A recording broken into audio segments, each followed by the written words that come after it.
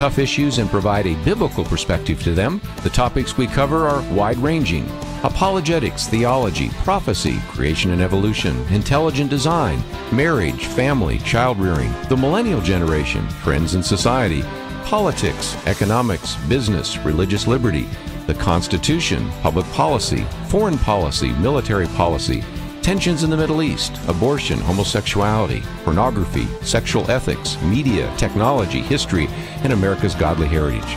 We talk about anything that affects your faith, your family, or your freedom. So don't go anywhere, because Point of View starts right now.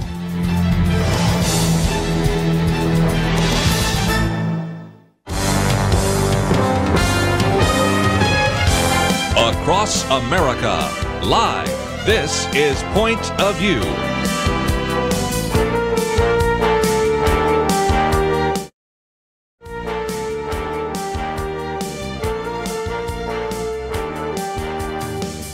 And now, Nick Pitts. And welcome to Point of View, this Millennial Roundtable. I am your host, Nick Pitts, on this Tuesday, June 4th, 2019 day. And ladies and gentlemen, we have a special guest. My favorite guest is joining us at the Millennial Roundtable. You know it's going to be a robust discussion. The one, the only, Kerby Anderson. Kerby, how are you today? I am good. And boy, we have a lot to cover today because, 30th anniversary of Tiananmen Square, D-Day, of course, also the Battle of Midway, Six-Day War.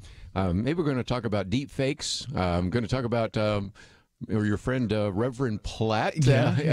All this. Oh, it's just amazing what we're going to talk about. There's just so much to talk about. There's so much to talk about. And then we have Brent Taylor with us next hour. We have Brent Taylor that's going to be joining us. But one of the things that we do need to know, Kerby alluded to it, is the reality that there are deep fakes. There was an article that I mentioned in the daily briefing about how easy it is for deep fakes now for individuals to create fake videos, fake voices, fake messages that even Bette Midler shared yesterday on to her social media feed. But we need you to know this. I need you to know this, audience.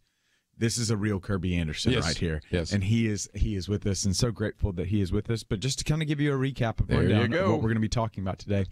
Specifically, we'll lead off the discussion talking about to pray or not to pray. That is kind of the question relative to President Trump. Surprising, one might say, at McLean Bible Church, Reverend David Platt, and caused quite a controversy when Reverend Platt allowed President Trump to join him on stage and pray for President Trump. And so we'll talk a little bit about that.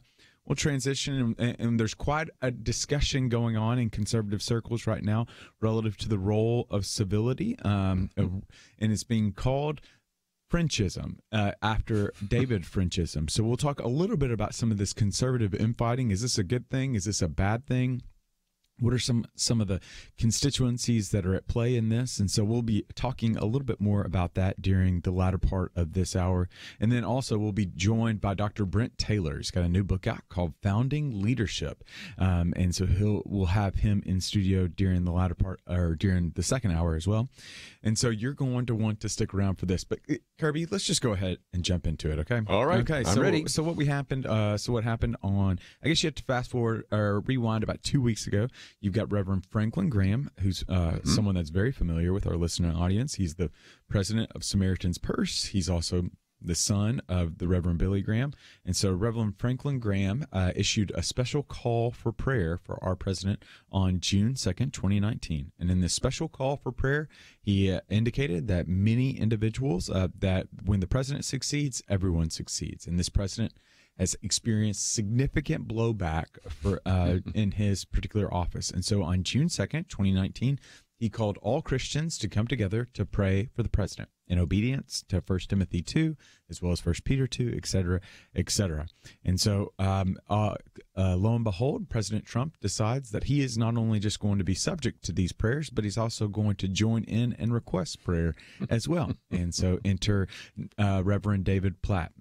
Dr. Platt was the former president of the International Mission Board of the Southern Baptist Convention, and also a former pastor at Brookline Hills for our Birmingham listeners. Right. And so the pastor of a very prominent church in the D.C. area, McLean Bible Church, he is now the pastor of. And the president showed up got a phone call about 20 minutes into the service, or kind of somewhere in the service, and asked and was told, rather, that the president would like prayer and that he would be joining them. And so in response, Reverend Platt decides to bring President Trump on stage and pray for him.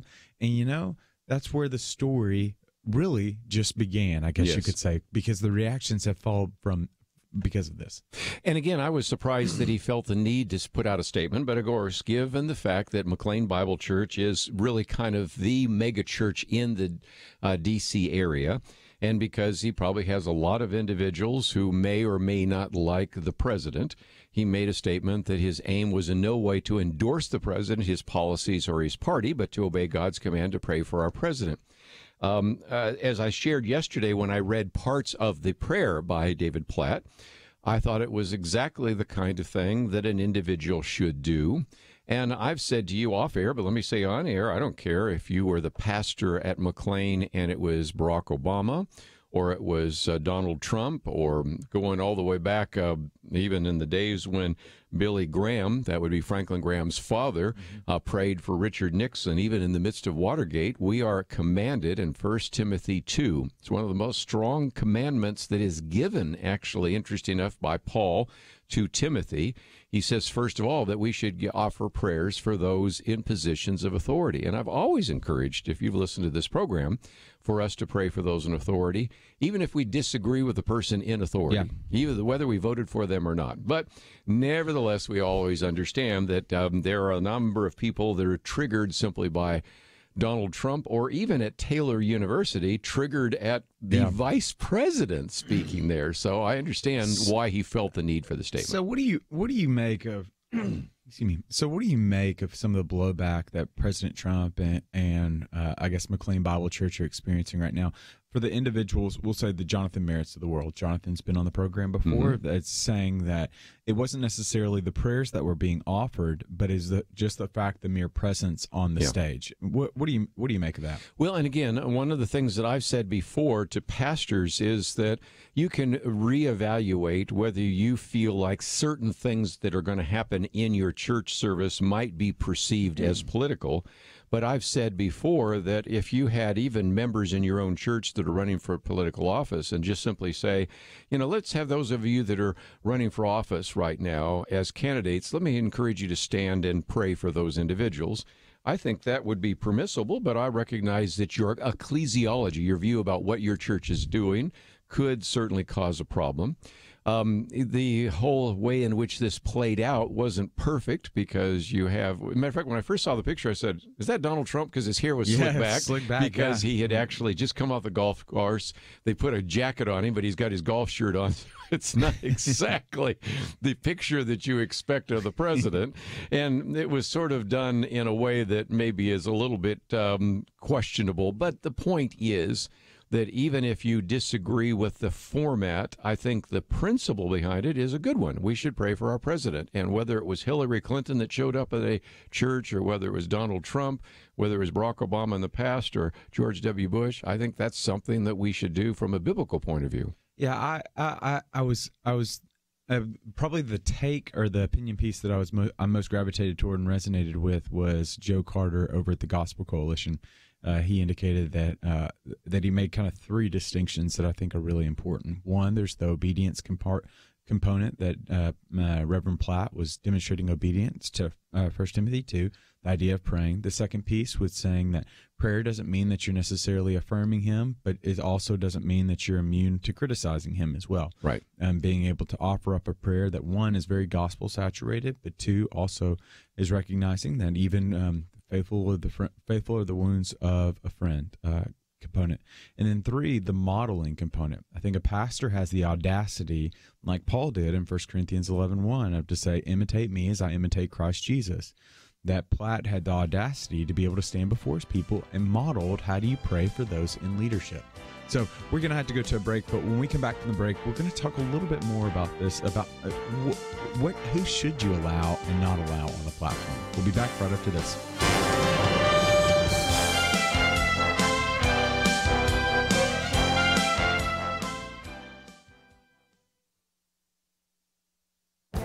This is Viewpoints with Kerby Anderson.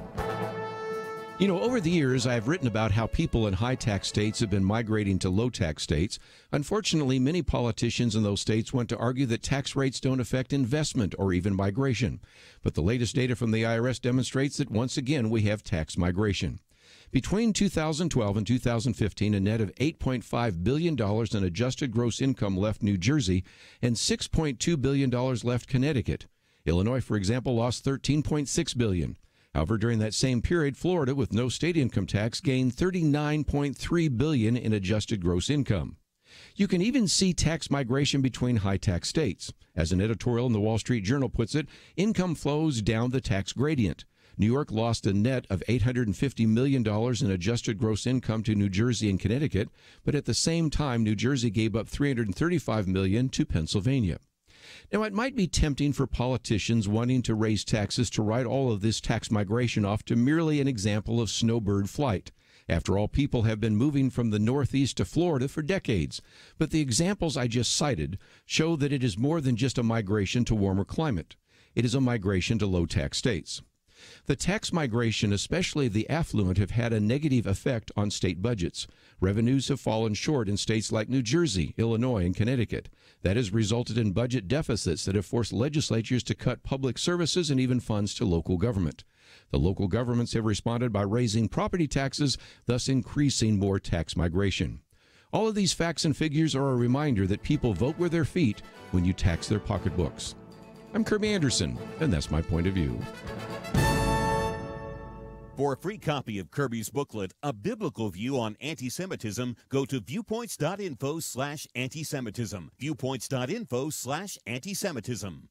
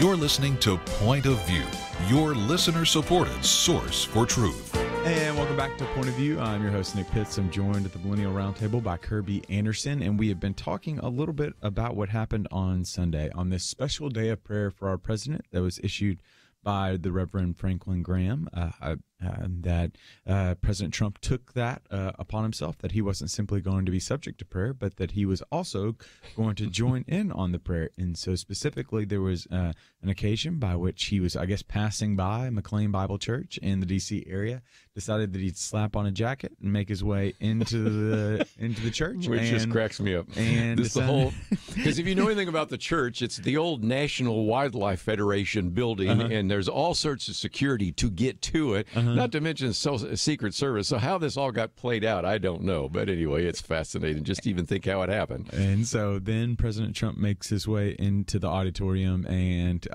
I think we can both agree, I think everyone can agree that the prayer that Dr. Platt, Mr. Platt, offered was very substantive. It was saturated in the gospel message. That's why I read message. It yesterday, so people could hear it. It was so good. But, okay, so Kerby, help us understand, because one of the things I think is worthy of conversation right now, and I realized that you talked about this yesterday, is the idea that there are individuals, and one of the individuals I'll single out is Jonathan Merritt.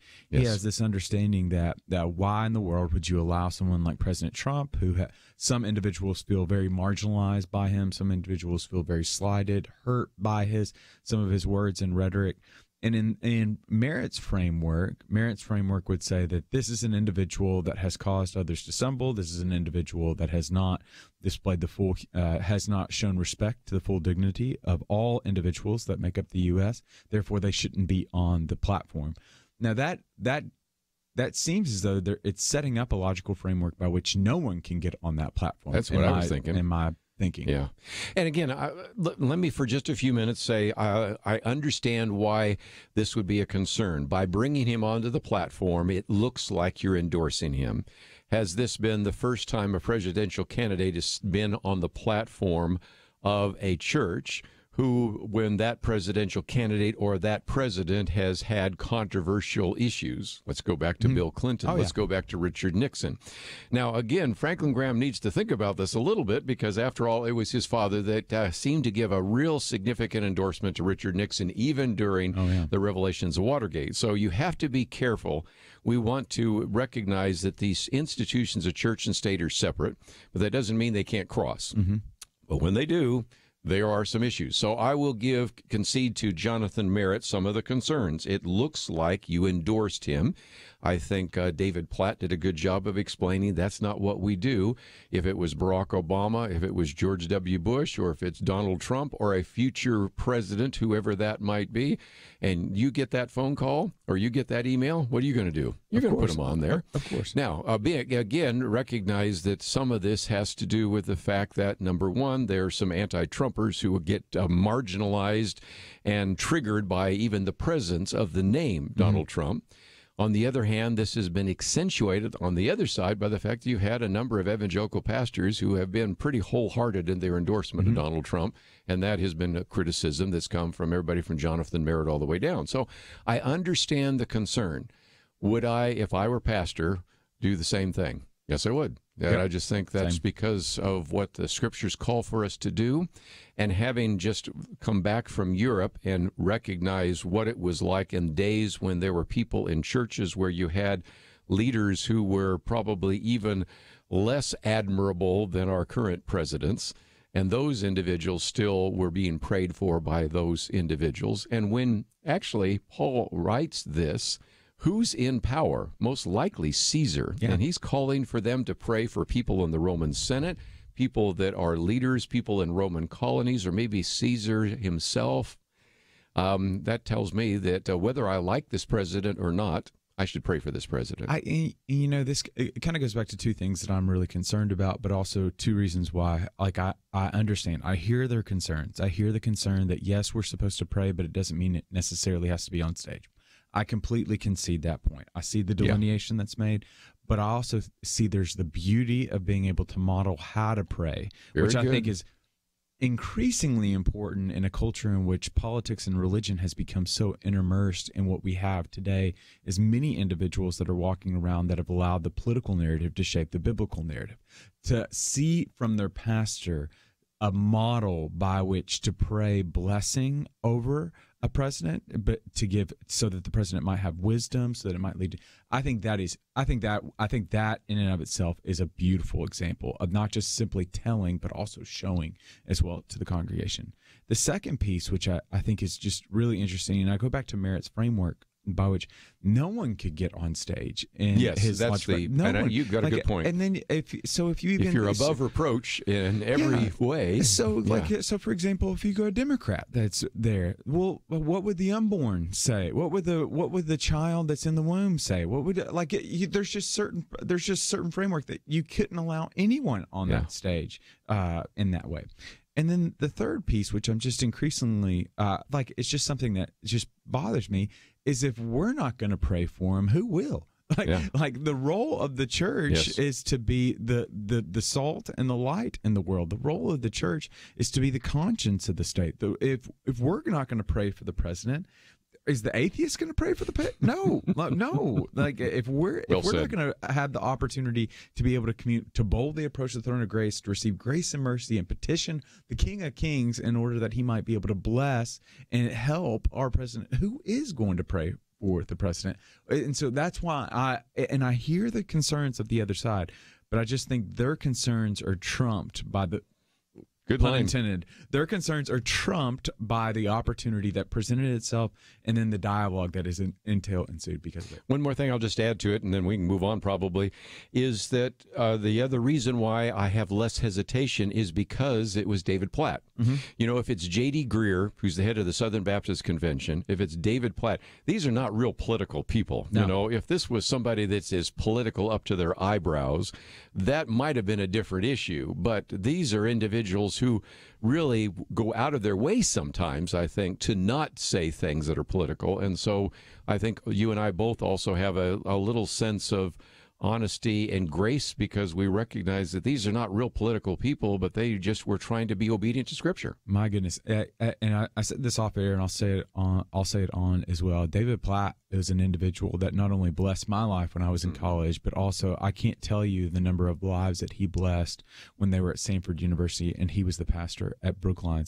He has a book out called Radical that I can still remember reading. And we've interviewed him on the program. When I was in college, I still remember reading that and being changed by it. This is an individual that just has, he is absolutely a brilliant mind, absolutely brilliant mind. If you look at like how quickly he went through seminary and through his doctoral process, and then you see him preach, he's one of the best preachers. Yeah, if you want to learn homiletics, just model him, right? My goodness gracious! But he's allowed the biblical narrative not only to be able to communicate it, but also to be able to mark him as well in the development of that homily. And it's just it is a privilege to know that there's individuals, there's men like him that are extending the kingdom by serving the church of God, by leading the flock of God. And so kind of alluding to your point, the idea that someone like Platt, he's not a political figure. He goes above and beyond just to pastor his flock well. And I'm grateful for his life before this, but also grateful for his life because of this now as well. And so should we foray into, I feel like we're about to run out of time, so I don't feel like we can yet. Can't start it up. But here's what I do need our audience to know, that I'm fully intending on just trying to be the adversary to Kerby Anderson and being proven wrong and served humble pie over again and again and again, because there is an argument that's brewing within conservative circles right now over the role of civility, one might say, and I guess the end role for conservatives. If the enemy, enemy is probably the wrong word. If the opposing side is showing their cards that they will not tolerate you in the public square, does that mean conservatives need to take their same playing card and say, well, if you're not going to tolerate us in the public square, then we need to act before you, and we need to try to squelch your voice from the public square? Is this the right response to make? How are Christians supposed to interact? We overcome evil with evil, right? Yes. No, I think we overcome evil with what's good. Yeah. So I think you know where we're going with this, but we'll talk about that after the break. So there's just an interesting conversation that's happening within conservative circles right now because of a piece that was put out in First Things magazine. It was on their website, and it's generated quite a bit of controversy right now. And I think there's some conversations that are worthy to be had, as well as arguments that need to be hashed out as well. And then primarily, though, especially for our listening audience, how are we to think about this from the biblical perspective? How are Christians supposed to engage the political square when we know the opposing side is trying to squelch our voice? We've got to go to a break, but when we come back, more from Point of View right after this.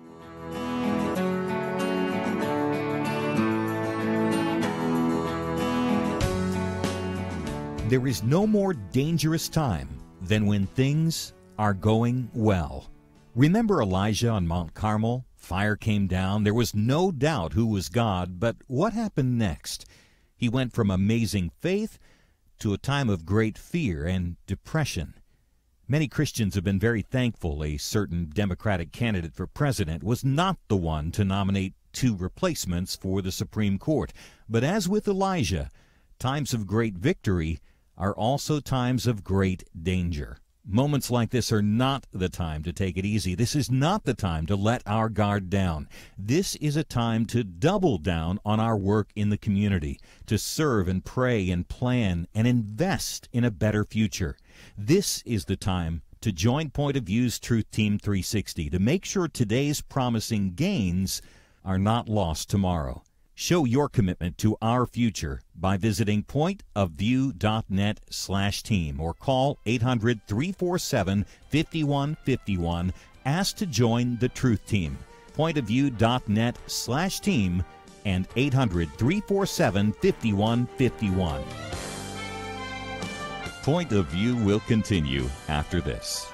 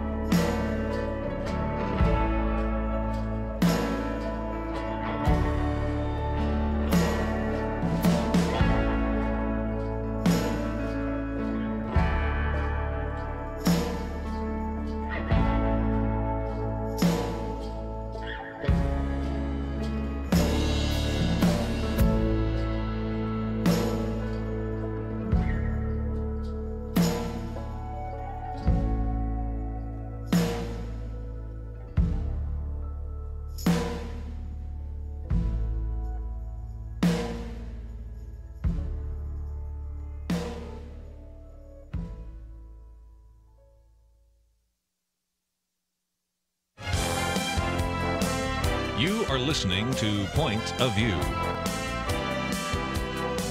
The opinions expressed on Point of View do not necessarily reflect the views of the management or staff of this station. And now, here again is Nick Pitts. And welcome back to Point of View. I'm your host, Nick Pitts. Now let's get into the controversy. Not that there's been any type of controversy. You know, for our listeners, they may not think this is a big deal until you read the kinds of things you and I read. Mm-hmm. And if you read any articles in the National Review right now, any articles in First Things or a variety of other places where you and I tend to do some reading, it's gotten to be a pretty significant debate. So I think we're going to let people in on a discussion that is not only happening in the political realm, but I think relates back to how we exercise civility and grace in the political arena. So essentially what we have is this started off with as all things start off with a tweet. But interestingly enough, last week we found out there was a research project that came out and that reached conclusions that Twitter actually makes you dumber the more time you spend on Twitter. But that's neither here nor there. We'll just go ahead. You spend more time on Twitter than I do, so that's good to know. That's a rabbit, which is probably indicative of my mind compared to yours. But that's a whole other story. No, I just put hearts on all your Twitter posts. I don't post very much. And I just write pretty much mine's predators and funny videos lately. But nevertheless, so it started off as a tweet, and one of the tweets was by an individual named Sohrab Ahmari. Yes. And so Mr. Ahmari is out of the New York Post, but he also wrote in First Things. He writes for First Things every now and then in commentary as well, which are all bold, significant voices within the conservative movement. And talking about the culture wars, he wrote, "The only way is through." That is to say, to fight the culture war with the aim of defeating the enemy and enjoying the spoils in the form of a public square reordered to the common good and ultimately the highest good being capitalized because Mr. Ahmari is practicing Catholic. So what he is arguing for is just very much going in the culture war face first in order and making your way through to fight it with the aim of defeating, keyword, defeat the enemy, enjoying the spoils in the form of a public square reordered to the common good and ultimately the highest good. And what he argues is there's 2 points to where he's making. He's saying the first point being that he's coined this idea of David French, and he's coined the term Frenchism, which kind of is indicative of David French saying he's too nice. He is not fighting hard enough, that he is allowing civility to make him weak at the knees when it comes to the cultural war battles. And the second thing he is arguing for is, to a certain degree, like what we're hearing, is that the public square would not be a place whereby both could coexist, various factions could coexist, but rather there's one faction that is leading, hence the reason why you see defeating the enemy and enjoying the spoils in the form of, here's his words, a public square reordered to the common good and ultimately the highest good. Now here, I know that sounds very harsh, especially coming from a Catholic, coming from First Things, which is just Father John Newhouse was an absolutely brilliant, and he was the founder of First Things, absolutely brilliant. So I want to quote another thing that he says that I think helps illuminate this, the reason why for this urgency that we're hearing from Ahmari. He says, quote, "But conservative Christians can't afford these luxuries, i.e. the niceties, civility. Progressives understand that the culture war means discrediting their opponents and weakening or destroying their institutions. Conservatives should approach the culture war with a similar realism. Civility and decency are secondary values." I'm going to repeat that again. Civility and decency are secondary values, according to Ahmari. They regulate compliance with an established order and orthodoxy. We should seek to use these values to enforce our order and our orthodoxy, not to pretend that they could never be neutral. To recognize that enmity is real and its own kind of moral duty. Well, here's the issue. First of all, when he says that David French is too nice, okay, this is a man that actually in courtrooms has won probably more battles on religious liberty than anybody else, other than maybe a Kelly Shackelford or somebody like that. David French also served in the military and took up arms. So I have a little trouble with that characterization. But leaving that aside, Rod Dreher the other day says, "I don't like to see an argument between my friends, Sohrab Ahmari and David French." It's kind of like, one of my friends says this and the other friend says this, and I'm for my friends. So there is a sense in which you kind of wish this intramural battle would go away. But a lot of people say, well, what's the point? The point is, if we're Christians, we recognize you overcome evil with good. Mm-hmm. And there is a place for civility. What's the basis for civility? Oh, I don't know. Maybe things like the golden rule: treat other people as you'd like to be treated. Now, does that mean we cannot be forceful with our arguments? No. Jesus was about as forceful as anybody you could ever imagine against the Pharisees, and other believers throughout the centuries have certainly attacked the arguments and the ideas and critiqued the ideas.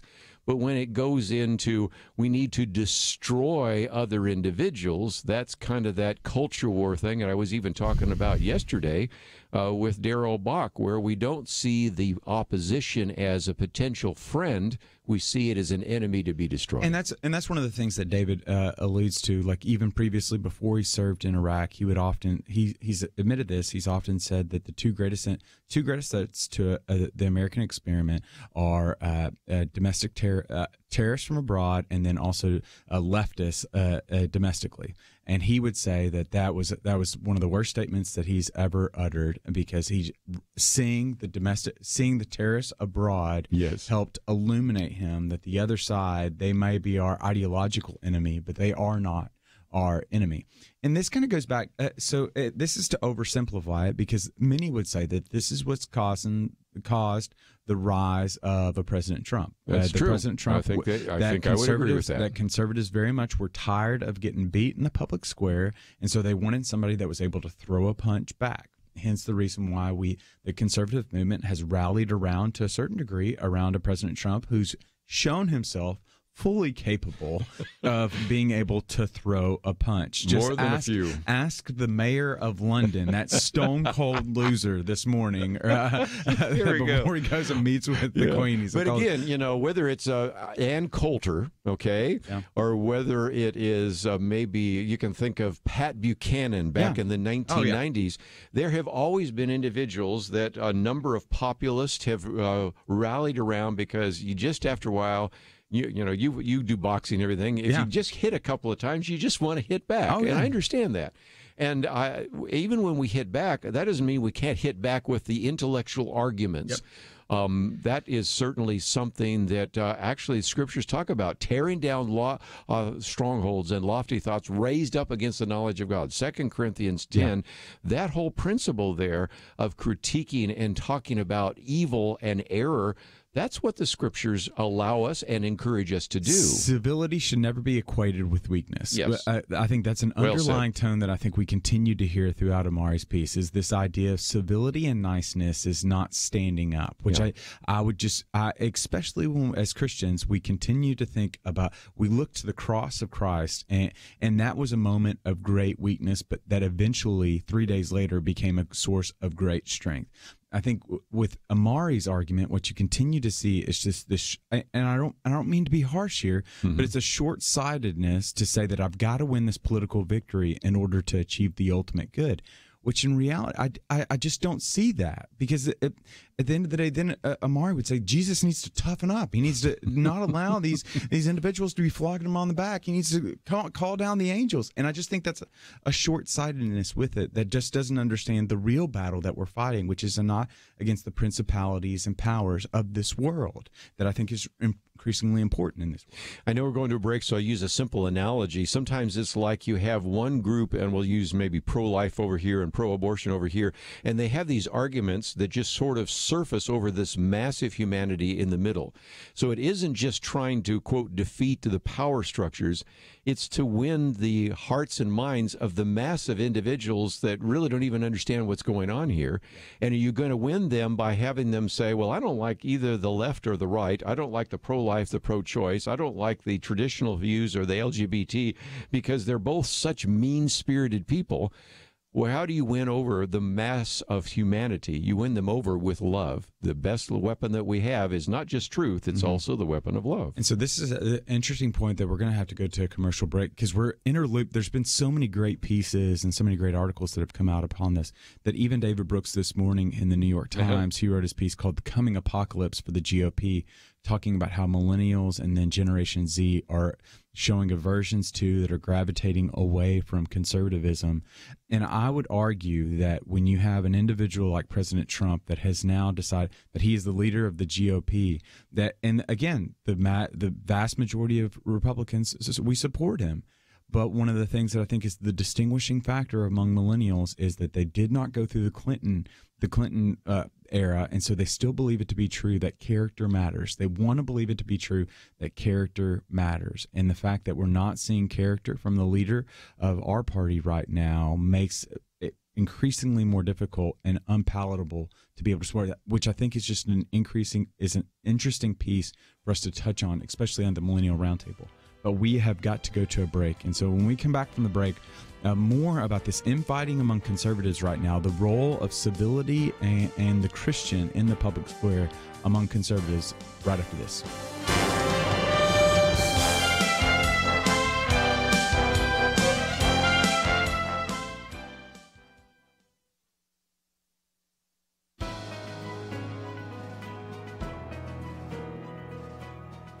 Welcome to the First Liberty Briefing. I'm Jeremy Dice. On January 22, 2019, the Supreme Court of the United States denied Coach Joe Kennedy's petition to review his case. That's a setback, but one with a silver lining. Justice Samuel Alito, writing for Justices Thomas Gorsuch and Kavanaugh, issued a statement accompanying the denial. In one part, Justice Alito explained that the court requires additional information that further litigation should supply. In another, he criticized the Ninth Circuit's decision, characterizing it as troubling. But then the justices noted that the petition rested solely on a free speech claim and not a claim under the First Amendment's free exercise clause. As he explained, that is likely due to certain decisions of this court, namely the 1990 decision of Employment Division versus Smith. Justice Alito observed that the effect of that decision has been to drastically cut back on the protection provided by the free exercise clause. As Coach Kennedy's attorneys, First Liberty Institute is eager to return to the district court, answer the questions the justices raised in their statement, and give the court another opportunity to protect the right of every American to engage in private religious expression, including praying in public without fear of getting fired.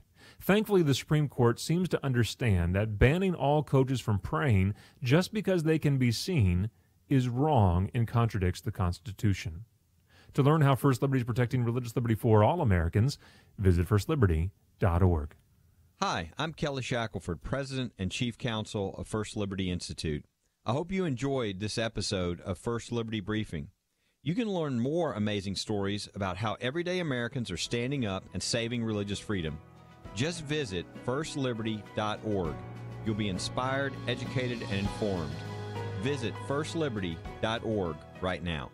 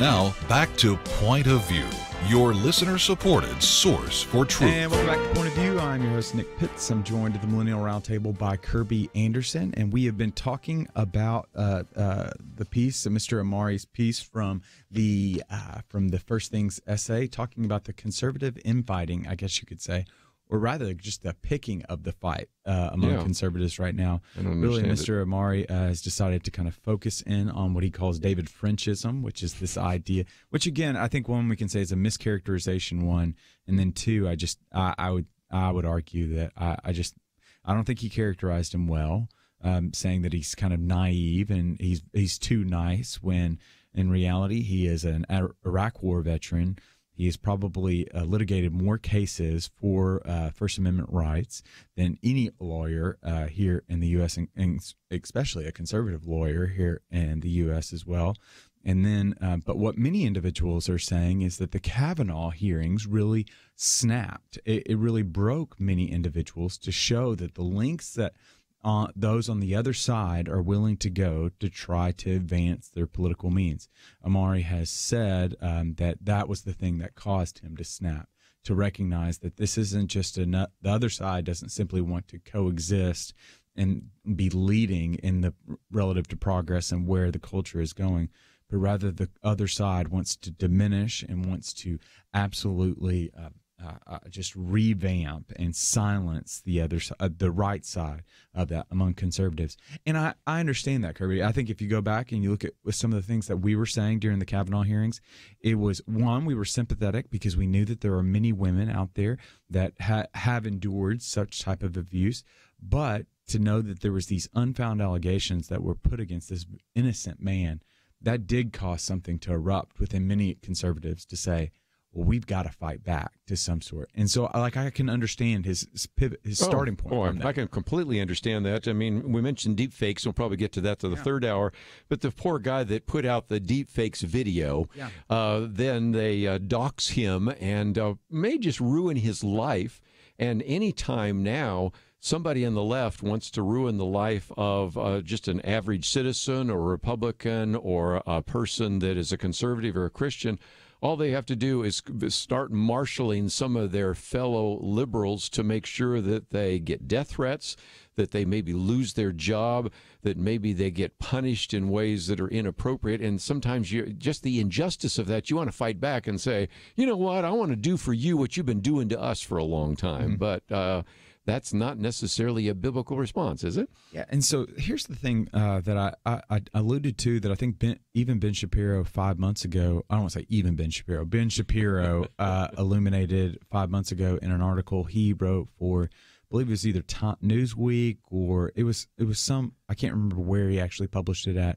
But one of the things that I think is very important, especially among millennials right now, is it kind of tying in what David Brooks has written in the New York Times this morning about the coming GOP apocalypse, how fewer and fewer millennials and Generation Z are gravitating towards the conservative party and President Trump, is because millennials and Generation Z voters still believe character matters. Individuals, Generation Z, millennials are largely not partisan. They're more than likely going to affiliate as independents. But conservatives want to believe that character matters. We didn't endure through, I'm keenly aware of what happened during the Clinton saga, during the 90s, but we still want to believe that character matters, even though many older Republicans have lived through the Clinton saga, realize that character doesn't necessarily always matter in the public square. So why continue to hold yourself to a standard that the other side isn't going to hold themselves to, was the contention that Shapiro was making in this particular article. And as we see what's happening now, and especially in in Amari's piece relative to the Frenchism, is that if character doesn't matter anymore, if secondary value, to go back to what he says, if secondary values are civility, that tells you everything. Then I just don't. I understand if this is an argument that's being made for the political player, that's fine from a political standpoint. But from the Christian, we are citizens of another kingdom, and there should be distinctiveness relative to how we engage in the political square. And those aren't secondary matters for us, and those matters aren't necessarily weaknesses for us, even though the world might equate civility as a weakness. Those are the weapons that we utilize in such a way to recognize the power of love in the force of our arguments. And back to David Brooks for just a minute. He talks about the fact that Republicans kind of right now are known for what they're against. They're against immigration, against diversity, against pluralism. He goes on to say that there is a conservative way to embrace pluralism and diversity, but it's not being done very well. That's for sure. And again, just think about that from the Christian, non-Christian idea. There's just a lot of people today, Nick, that that are saying, I'm not a Christian. I can't be a Christian because I can't be against all these things because you guys are against, homosexuals, you're against abortion, and so we recognize that there is a tendency by people that aren't part of your tribe or part of your group to already see you as the party of no anyway. But then when you're already seen as the party of no, and you're also seen as the party of hate and intolerance, and you're no different than the other people that I don't really like either, but I don't know what to do with it, how are you going to win that political battle, or even that spiritual battle? Yeah, one of the great conservative lines that's often uttered is what Bill Buckley said, right? The conservative is the individual that's standing atop history and yelling "stop." Like naturally, our natural disposition as conservatives is going to be more of a no position from a government standpoint, because we believe it to be true that these associations, these little platoons, go out and they do a much better job than what the government can do. So there is that sense that conservatism is against quite a bit. It's a series of trade-offs in a very constrained world, not being able to achieve perfection, so we're just moving towards progress, not shooting for revolution, but reformation, what some would argue. But again, I think that there is a communication problem that conservatives have always faced. I mean, this isn't anything new that we've faced. True. But I think that there is an allure that has yet to be illuminated. And what I'm worried about is that it's not necessarily not even illuminated, but it's being neglected because we're all too busy trying to push after a particular agenda, which, again, I think that there's an agenda to be made, but I just think it can be made differently. And I hate the fact that we feel as though we have to squelch out dissenting voice in the public square. I want to believe it to be true that it should shine amongst the various other items. Yes. Well, we need to take a break, and one of the things we've been talking about as we come to this end of June is we are talking about it's a morning again in America, you know, and if nothing else, we'll get talking about that in just a few minutes with Brent Taylor. But I just hope that if nothing else, because we talk about those intramural battles, it helps you recognize that we really do need to emphasize the positive, and that's one of the things we want to do this month here in June. Yeah, there's so much goodness. Yes, so many good things. There's so many good things that are happening right now, and especially relative to conservative. Like just thinking about it from the conservative standpoint, we think about some of the levels of deregulation that are happening. We think about some of the judicial appointments that are happening, and because of these judicial appointments that are pulling the government back, because of the deregulation that's pulling the government back, you're starting to see so many little acts of good that are happening because of it, because of individuals that are captivated by their communities, and not only are they captivated by the needs of their communities, but they're going to do good works for the sake of their community. And part of that is what we've been able to do at Point of View. Because of your generosity, because of your opportunity, you've allowed us just to continue to be a voice for you all, to be able to help you understand the news and help inform the news. Not trying to squelch opposing viewpoints, but just trying to allow, as John Milton said, truth and falsehood to wrestle in the field, for we've never known truth to be put asunder. And so we say thank you so much for your efforts in that and allowing us to be able to point out the opposing side, but also to accentuate the positives on our side as well. And if you'd like to come and help out, be a part of Point of View, you can make your way over to the website at www.pointofview.net to help support the work of Point of View. But we have got to take a break, and so when we come back from the break, though, we've got I would say it's a special guest, but it really is. He's just a guest. It's a guest that many of you are familiar with. Brent Taylor's got a new book, Founding Leadership. You're going to want to stick around. We'll be back right after this. Why should you become a partner with Point of View Radio? Because for decades, this team has made a significant difference in lives and communities across the nation. Because America is dying for lack of biblical wisdom about life and culture. You should give because your gift will make possible cutting-edge information on issues that matter, information you won't hear anywhere else. Why? Because your gift will change lives, because you'll influence our culture with biblical truth, and because you can make a difference for the future. Our nation needs a truth team very badly. Support Point of View Radio today at pointofview.net. Click on Join the Truth Team and choose your level of support. Pointofview.net or call 800-347-5151. 800-347-5151. Or mail that first donation to Point of View, Box 30, Dallas, Texas 75221. Box 30, Dallas 75221. Point of View will continue after this.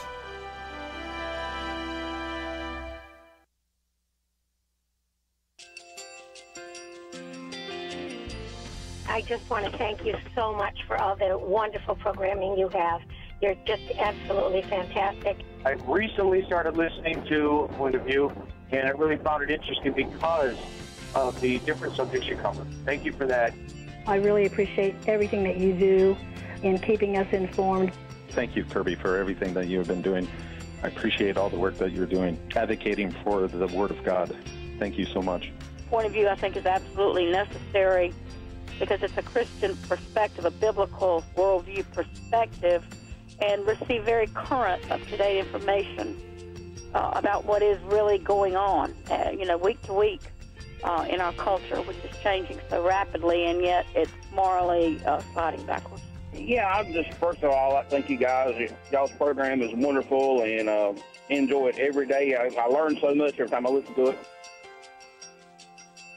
Point of View Radio Talk Show.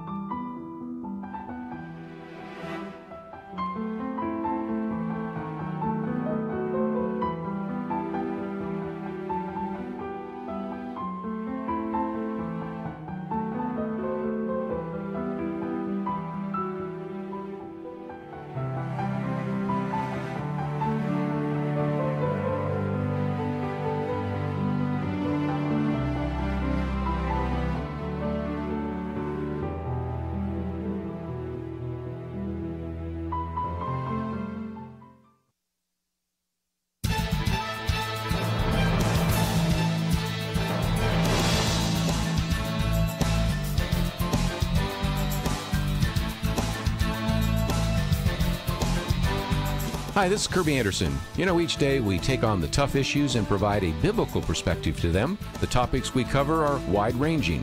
Apologetics, theology, prophecy, creation and evolution, intelligent design, marriage, family, child-rearing, the millennial generation, friends and society, politics, economics, business, religious liberty, the Constitution, public policy, foreign policy, military policy, tensions in the Middle East, abortion, homosexuality, pornography, sexual ethics, media, technology, history, and America's godly heritage.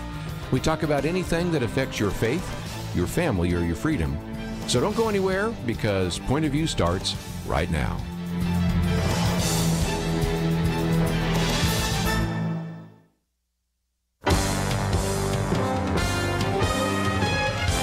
Across America, live.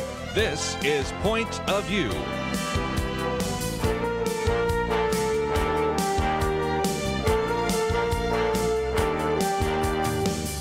And now, Nick Pitts. And welcome back to Point of View. I'm your host, Nick Pitts. So grateful that you have decided to join us today on this Tuesday, June 4th, 2019 day for the Millennial Roundtable. I'm joined here in the roundtable by Kerby Anderson. Kerby, how are you? I am good and looking forward to this hour about founding leadership. My goodness. And then I am joined at the Millennial Roundtable by Brent Taylor, pastor, Church of the Fields, DBU trustee. How are you, Dr. Taylor? I'm doing well. It's great to be here. So great. Good to be on this side. I wish I could say equation. It's good to have you back, but nevertheless, unfortunately, that is just not the case. And so during the first hour, we had a great opportunity to talk about the role of prayer at the church relative to praying for the presidents.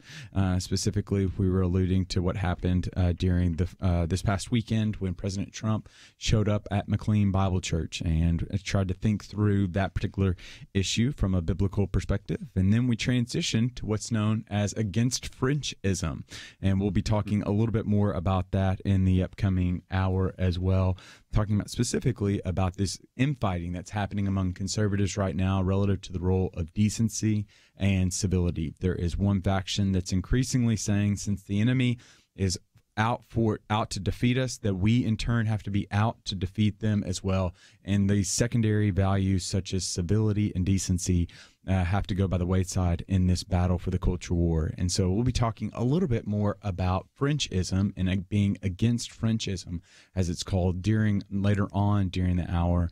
But now we're going to give a little bit of time. I'm going to have to put aside my against Taylorism for a little bit. I've been setting that up for so long.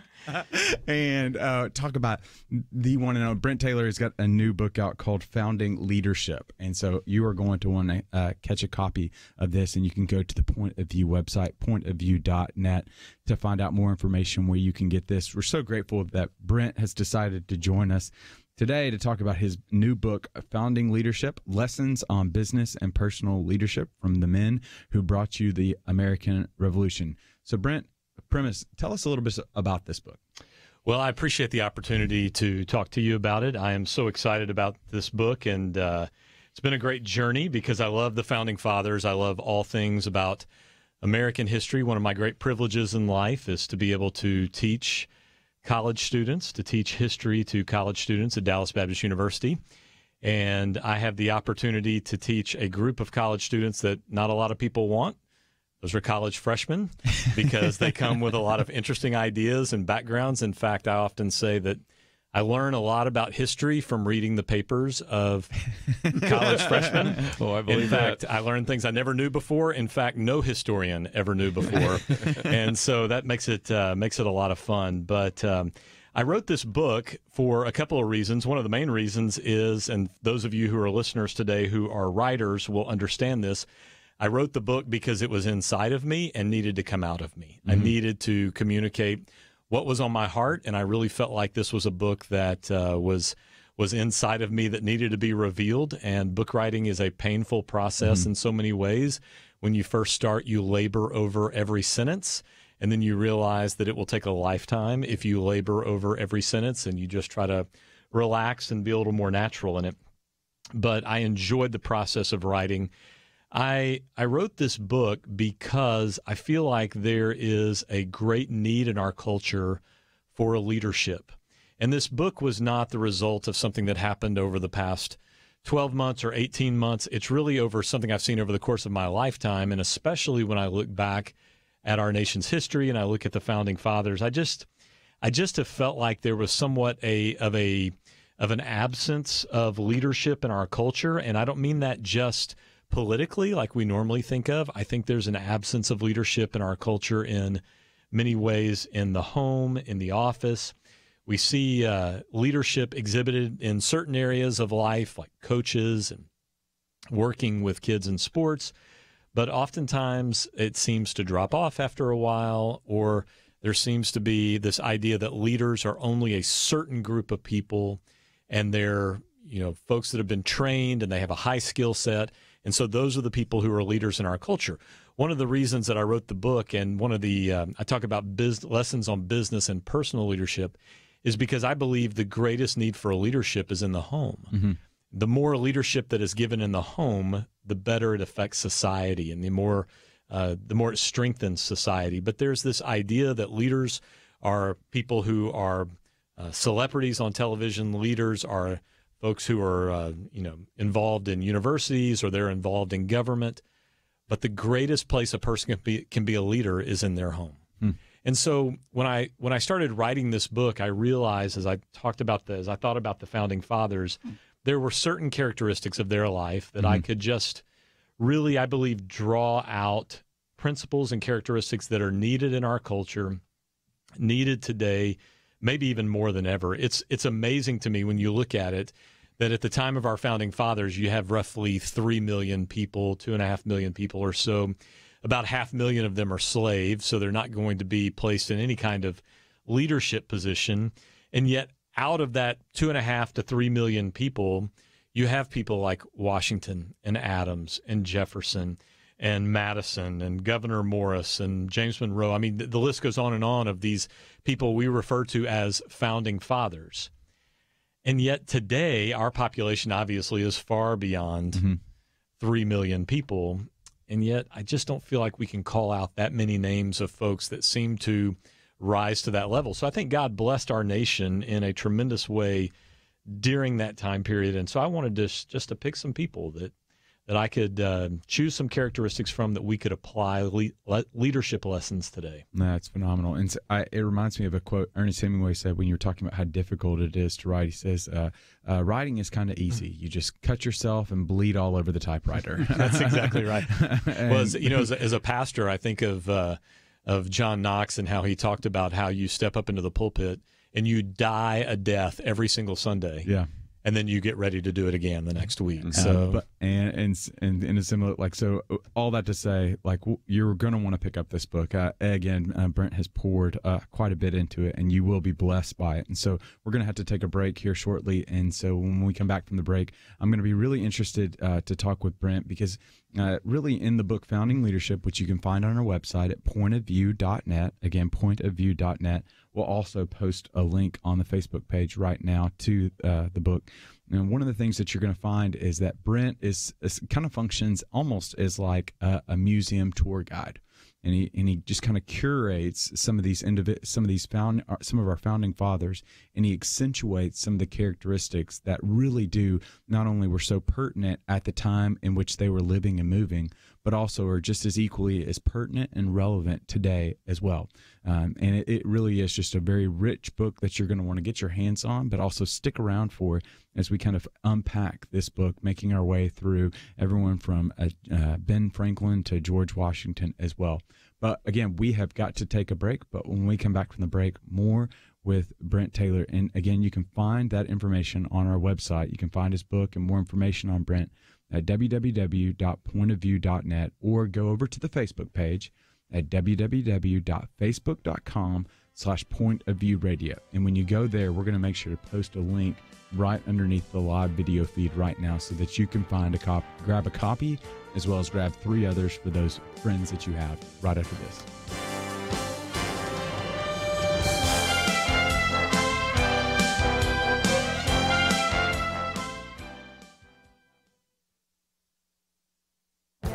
This is Viewpoints with Kerby Anderson. You know, over the years, I've written about how people in high-tax states have been migrating to low-tax states. Unfortunately, many politicians in those states want to argue that tax rates don't affect investment or even migration. But the latest data from the IRS demonstrates that once again we have tax migration. Between 2012 and 2015, a net of $8.5 billion in adjusted gross income left New Jersey and $6.2 billion left Connecticut.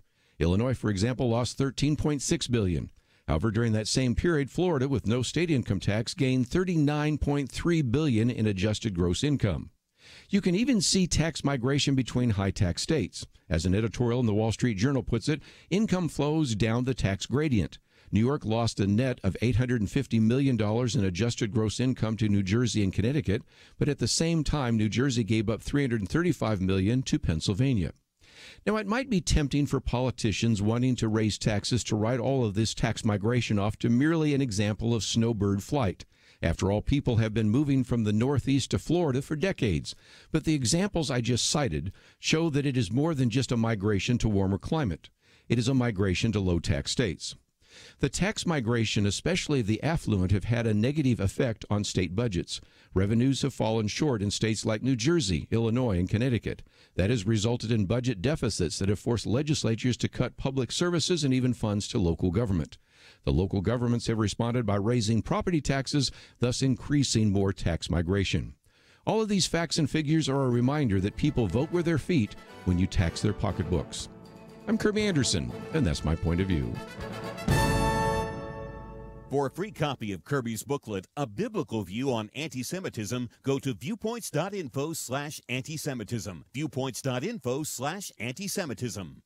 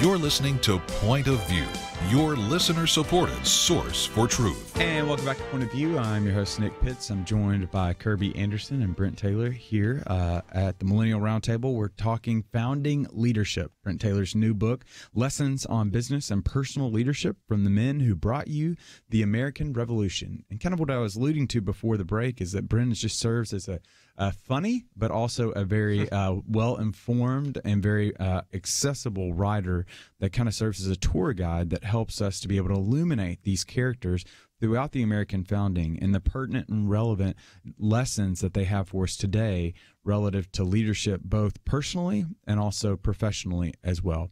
And so, Brent, I thought we'd just start it off by kind of illuminating, one, you've got Ben Franklin to lead it off. And so tell us a little bit about that.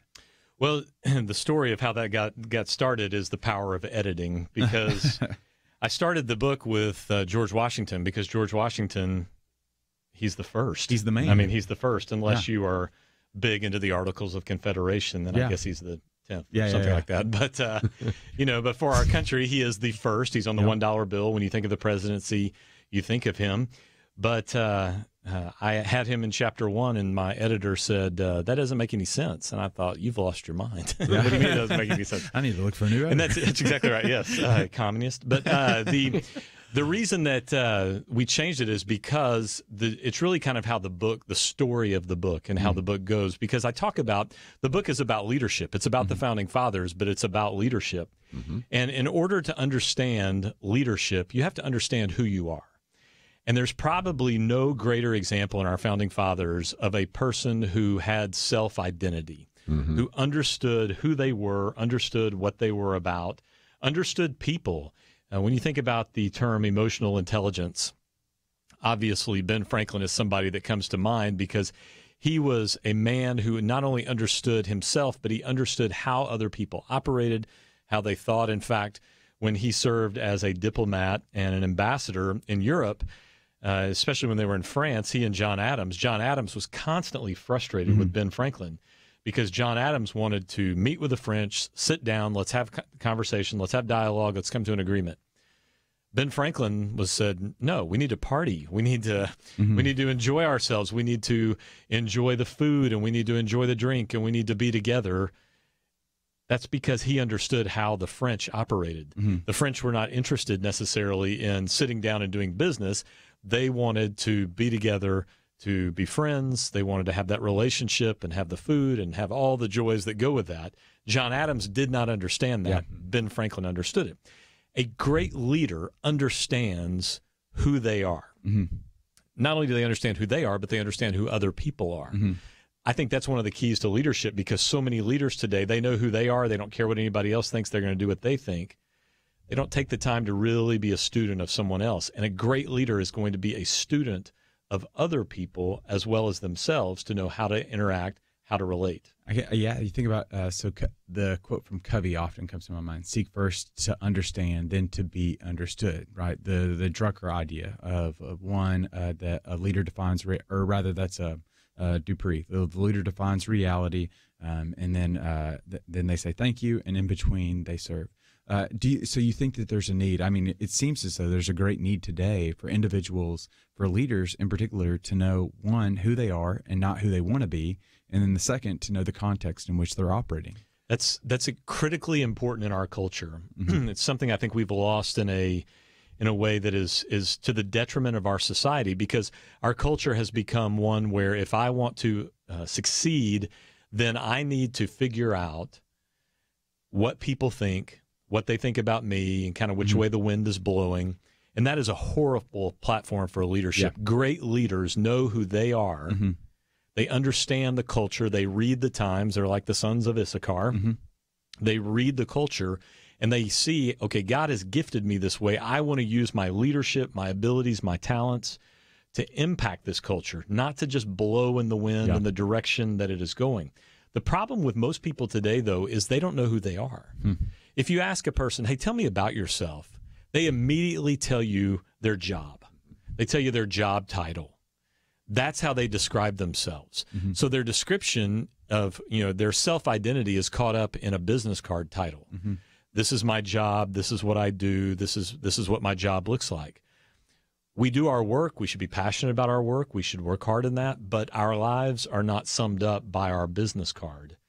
Our identity is who we were made to be, what we were made to do, and how we were made to do that. And most people don't understand that. And that's part of why I wrote Founding Leadership, was to help people begin to identify who they are so that they might be the best leader they can be, which, by the way, is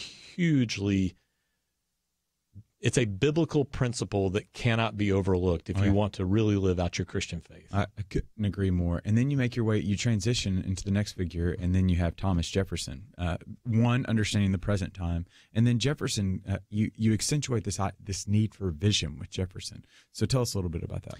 So leaders are visionaries. Leaders see things that others do not see, and they see them before they see them.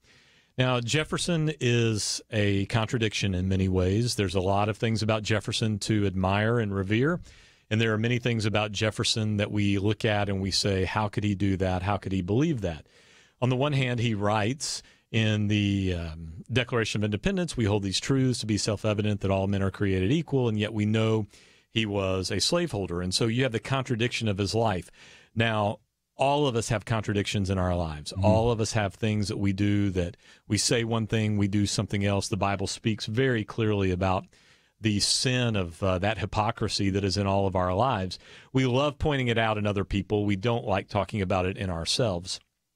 But there are things about Jefferson's life that I think are very important when it comes to vision, because he had the vision to see what the nation could be, although he did not necessarily practice that in his life. He also had the vision to see things like the Louisiana Purchase and how that could more than double the territory of the United States. That takes vision to be able to see opportunities that are like that. Great leaders are visionaries. They see things before anybody else sees them. In fact, in the foreword to the book, or at the beginning of the book, I dedicate the book to my dad, who taught me that if you don't see it before you see it, you'll never see it. That phrase right there was something he taught me when I was young, and it's just kind of stuck with me. And that's what great leaders do. Now, again, I go back to my leadership premise that most people think that leaders are government officials, the heads of corporations, the coaches of sports teams. But leadership begins in the home. And I'll say this to those of you, maybe you're a stay-at-home mom, or maybe you're a stay-at-home dad, but you're raising kids, you've got children that are underneath your roof. You are the primary vision caster for your family. And if you do not paint a picture, if you do not paint a vision for what life could and should be for those children, I guarantee you the world is going to paint that vision for them. So you are the chief vision caster, and you must cast that vision of a better future. I can't help but think of a couple of data points to support the need for individuals to begin the planning process, to be able to, not because the planning process undergirds that idea of a vision, right? Just the idea that 40% of Americans can't afford a $400 emergency that comes up. Because we're living paycheck to paycheck. There's no planning that's taking place right now. That many individuals just feel overwhelmed. There was a study that was put out by Pew. The number of individuals that just feel overwhelmed by the week's days and by the activities of the week, rather. It's this reality, like, individuals, I mean, you're just going to keep busy, but keeping busy doesn't necessarily get you to your desired end. There's a great need, it seems like what you're saying, especially relative to the example of Jefferson, to help see the need for getting a vision and getting out of the monotonous day-to-day. Let me just try to survive the day. Well, and you talked about, you grew up, Nick, in a digital generation. So for Kerby and I, we grew up and we used to have actually use paper in school when we were writing, a piece of paper. That's what the Egyptians used, right? Exactly, exactly. Okay. That's the hieroglyphics and stuff. We used hieroglyphics as well, yeah.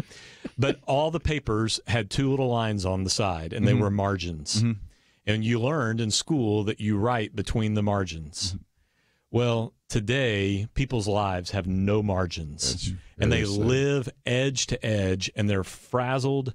And they are trying to survive, as you say, but they're also trying to keep up, and they're trying to make sure their kids are involved in everything at all these events. And what happens is it's breaking down the family. It's breaking down relationships. People aren't eating meals anymore because we've got to go. People aren't going to church anymore because we've got sports, and sports is what's priority to us. So we live in a culture without margins.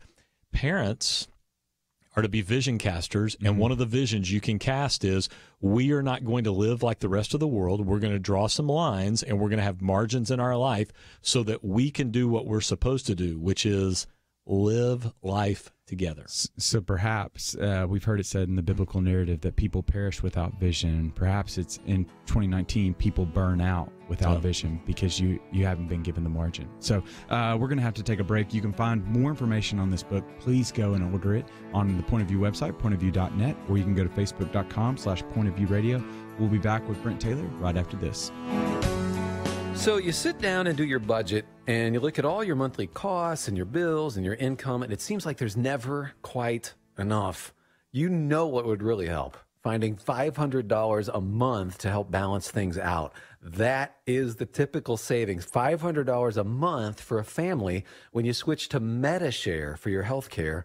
And when it comes to healthcare sharing ministries, MediShare is really the gold standard. It's been around for 25 years and has more than 400,000 members. It's been around so long and grown so much because it works. And whether you're single or married or have kids, this could make sitting down to do a monthly budget a lot more fun. $500 a month can more than cover a car payment or pay back loans, whatever. So join MediShare and go out to dinner to celebrate. Here's the number to call. They are incredibly kind and helpful to talk to.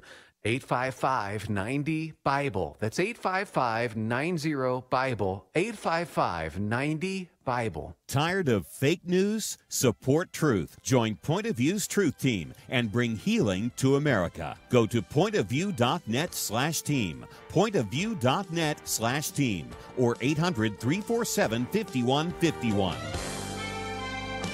Point of View will continue after this.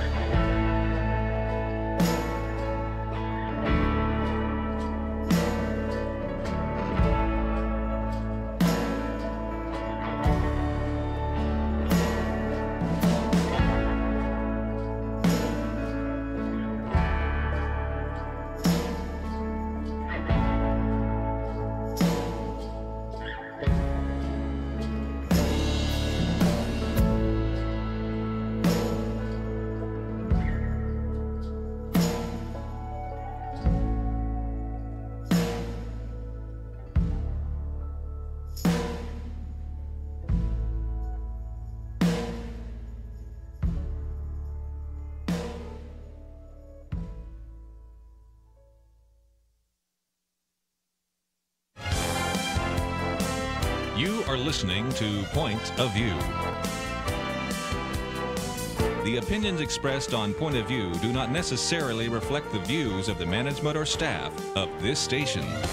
And now, here again is Nick Pitts. And welcome back to Point of View. I'm your host, Nick Pitts. I'm joined at the Millennial Roundtable by Kerby Anderson as well as Brent Taylor. Brent is the author of the new book, Founding Leadership, Lessons on Business and Personal Leadership. Sorry about that. From the men and women who brought you the American Revolution. You can find this book on Brent's website, drdbrenttaylor.com, or you can go to the Point of View website, pointofview.net, to find out more information about how you might buy this book. And in the biblical narrative, it says to pray for your enemies. I would also add you should buy a book for your enemies, and this book should be the case. This is a phenomenal book that you're going to want to dig into. But we've been making our way through the book, and specifically we've been kind of illuminating how Brent is just a great guide, serves as almost like a tour guide through history to illuminate these historical founding fathers and to be able to point to the lessons and the characteristics that they exemplified and how pertinent and necessary that they are. Talked about the idea of knowing yourself, knowing your situation with Benjamin Franklin, and then the need for vision with Thomas Jefferson to get outside of the everyday and to be able to cast a vision into the future. But then there's a big difference, though, that happens in between the present reality and the future, what you want with future actuality. And so in between that process is the need for leaders to influence, to get people onto that particular point. And so, Brent, then you make your way and you talk about George Washington with this art of influence. Tell us a little bit about that. Well, that's part of the journey I mentioned earlier, kind of the way the story goes of the book. And a leader, first of all, has to know who they are. They have to know themselves. We talked about that with Ben Franklin. A leader has to have a vision of where he wants to go, where he wants to take that organization. And then we talked about Thomas Jefferson, visionary leadership.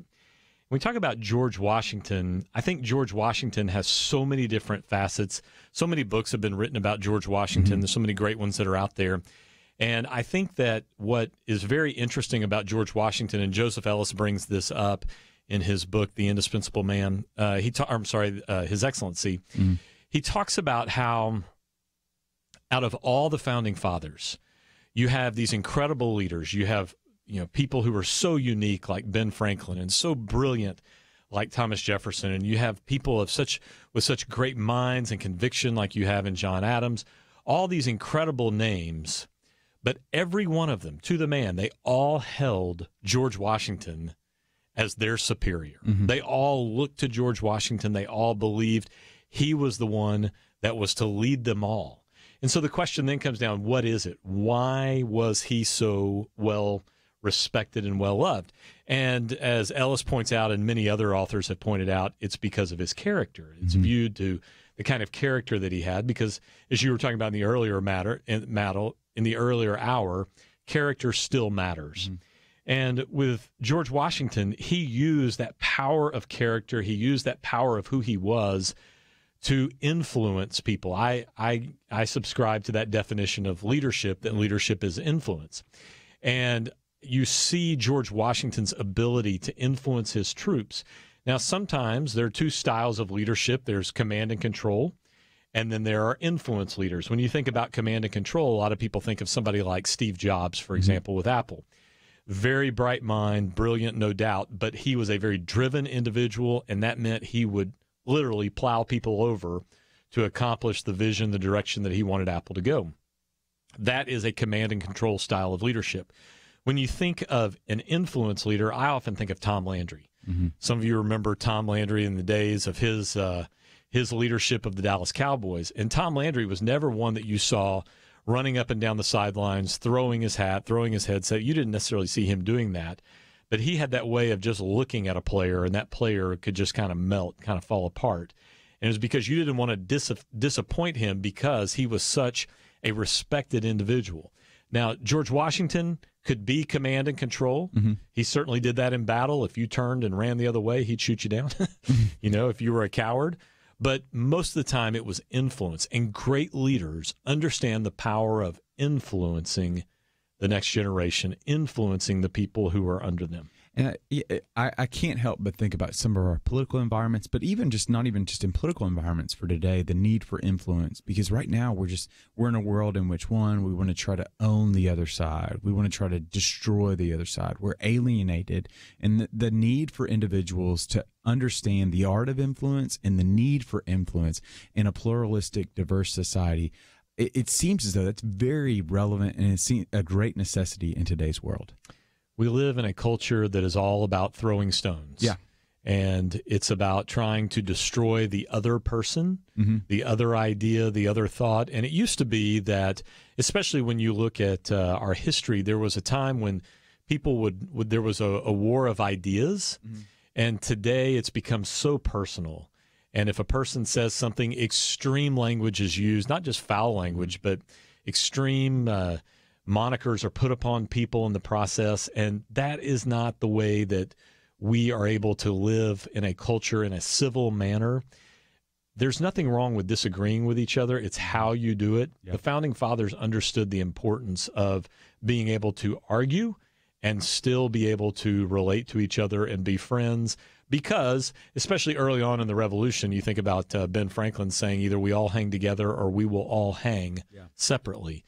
And I think in our culture today, we're trying to hang each other. Which brings us, again, your book's dovetailing really nicely to the idea of when you think about influence, sometimes we think, oh, you got to compromise on your values to be able to exercise influence, kumbaya moment, somebody's got to give. But in reality, though, in a pluralistic society, you can still hold to your convictions.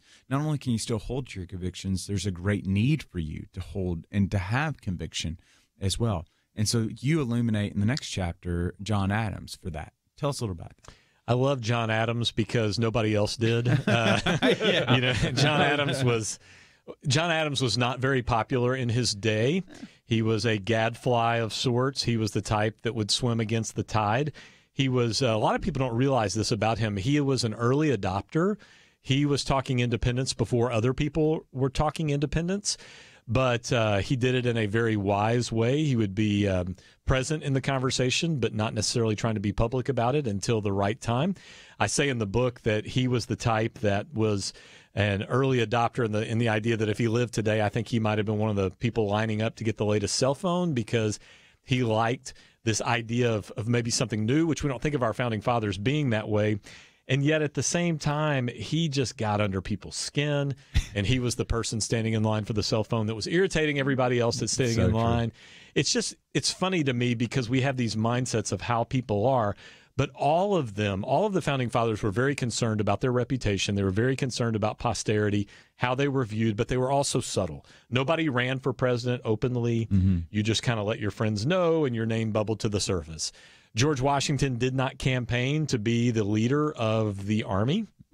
As I mentioned in the book, he was nominated by John Adams to lead the Continental Army, but I made the comment in the book that he's the only one that shows up in a military uniform to the Continental Congress. And I said, if you were leading an expedition to Disney World and there's one guy in the room wearing Mickey Mouse ears, he's probably the guy you're going to pick to head up that expedition. Well, George Washington is in uniform. John Adams recognizes that. John Adams knows how critical everything is that they're dealing with, and so he's very smart. John Adams was also willing to go against the grain. Not a lot of people know, but when the Boston Massacre happened, those soldiers who were involved in the Boston Massacre, those British soldiers, the British regulars, were put on trial for their actions for shooting and killing 5 people in the Boston Massacre. Their lawyer was John Adams. He was the one who defended them because he believed so firmly that everyone ought to get a fair trial. Most of them were acquitted, with only 2 of them getting a light sentence, which at the time was having your hand branded, which doesn't sound that light. But it shows the conviction that John Adams had. He wanted to really see people be represented, and he wanted to make sure that what was right was done. The verse I associate with John Adams is where the Bible says, never tire of doing what is right. That was John Adams. That's phenomenal. And just a great need for individuals, one, to have conviction in today's world and look towards John Adams for that, but also, 2, be willing to listen to the other side as well. I'm always struck by the Boston Massacre, especially in light of some of our previous conversations, the idea that he would disagree with you but defend your right to say it is just so counterintuitive to just the human instinct today. I'm just always stunned by Adams and the need for conviction. But we've got to go to a break. But before we go to the break, I want to continue to encourage you to go to the Point of View website at pointofview.net. There you can find information and you can access Dr. Brent Taylor's book, Founding Leadership. You're going to want to go ahead and pick this up as well and order a few copies for your family and friends. And you can do so on our website, or you can go directly to Dr. Brent Taylor's website at drdbrentaylor.com.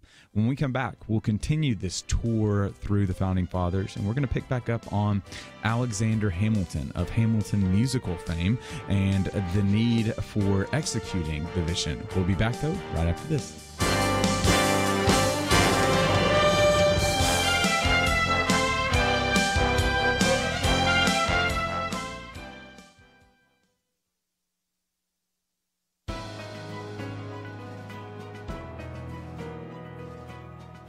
Welcome to the First Liberty Briefing. I'm Jeremy Dice.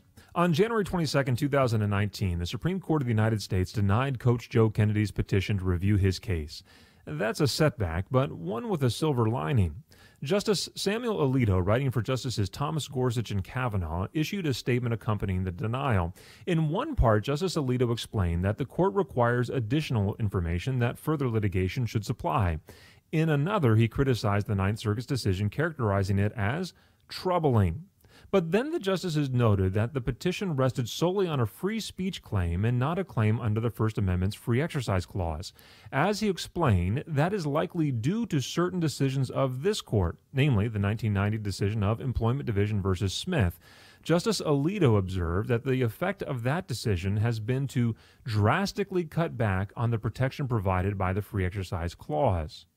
As Coach Kennedy's attorneys, First Liberty Institute is eager to return to the district court, answer the questions the justices raised in their statement, and give the court another opportunity to protect the right of every American to engage in private religious expression, including praying in public without fear of getting fired. Thankfully, the Supreme Court seems to understand that banning all coaches from praying just because they can be seen is wrong and contradicts the Constitution.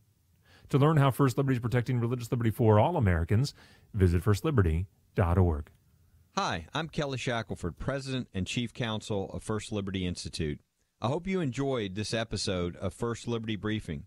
You can learn more amazing stories about how everyday Americans are standing up and saving religious freedom. Just visit firstliberty.org. You'll be inspired, educated, and informed. Visit firstliberty.org right now.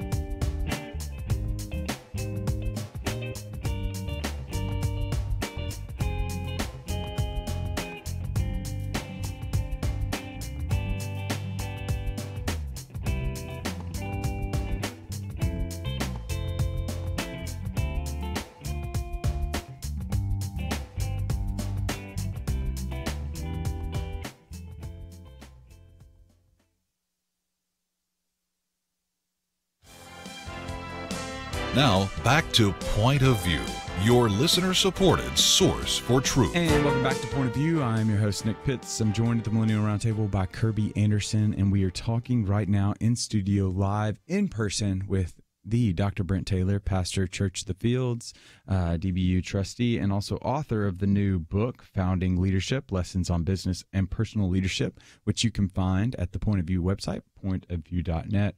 Or if you're on Facebook right now watching, you can go to facebook.com/pointofviewradio, see us, and right underneath there in the comments, we've put a link as well to this book. And so we've been making our way through. And Brent, there's two that we want to get to. One, Alexander Hamilton, just because I love it, and I loved the musical. And the second one we've got to get to. There's so apparently you weren't in the room where it happened. So no, I'm just kidding. He was in the room where it happened. Okay, so we're going to talk about Alexander Hamilton and then Benedict Arnold. But let's get to Hamilton musical fame. 1, executing the vision. Tell us a little bit about Alexander Hamilton. So one of the things, the Millennial Roundtable oftentimes has millennials at the round table, and what we forget about the Founding Fathers is that a lot of them would be what we would classify as millennials. Youngins. That's exactly right. We typically think of the Founding Fathers as being very old. Mm-hmm. But when the Declaration of Independence was signed, John Adams was age 40, George Washington was 44, Thomas Jefferson was 33, Alexander Hamilton was 21 years old.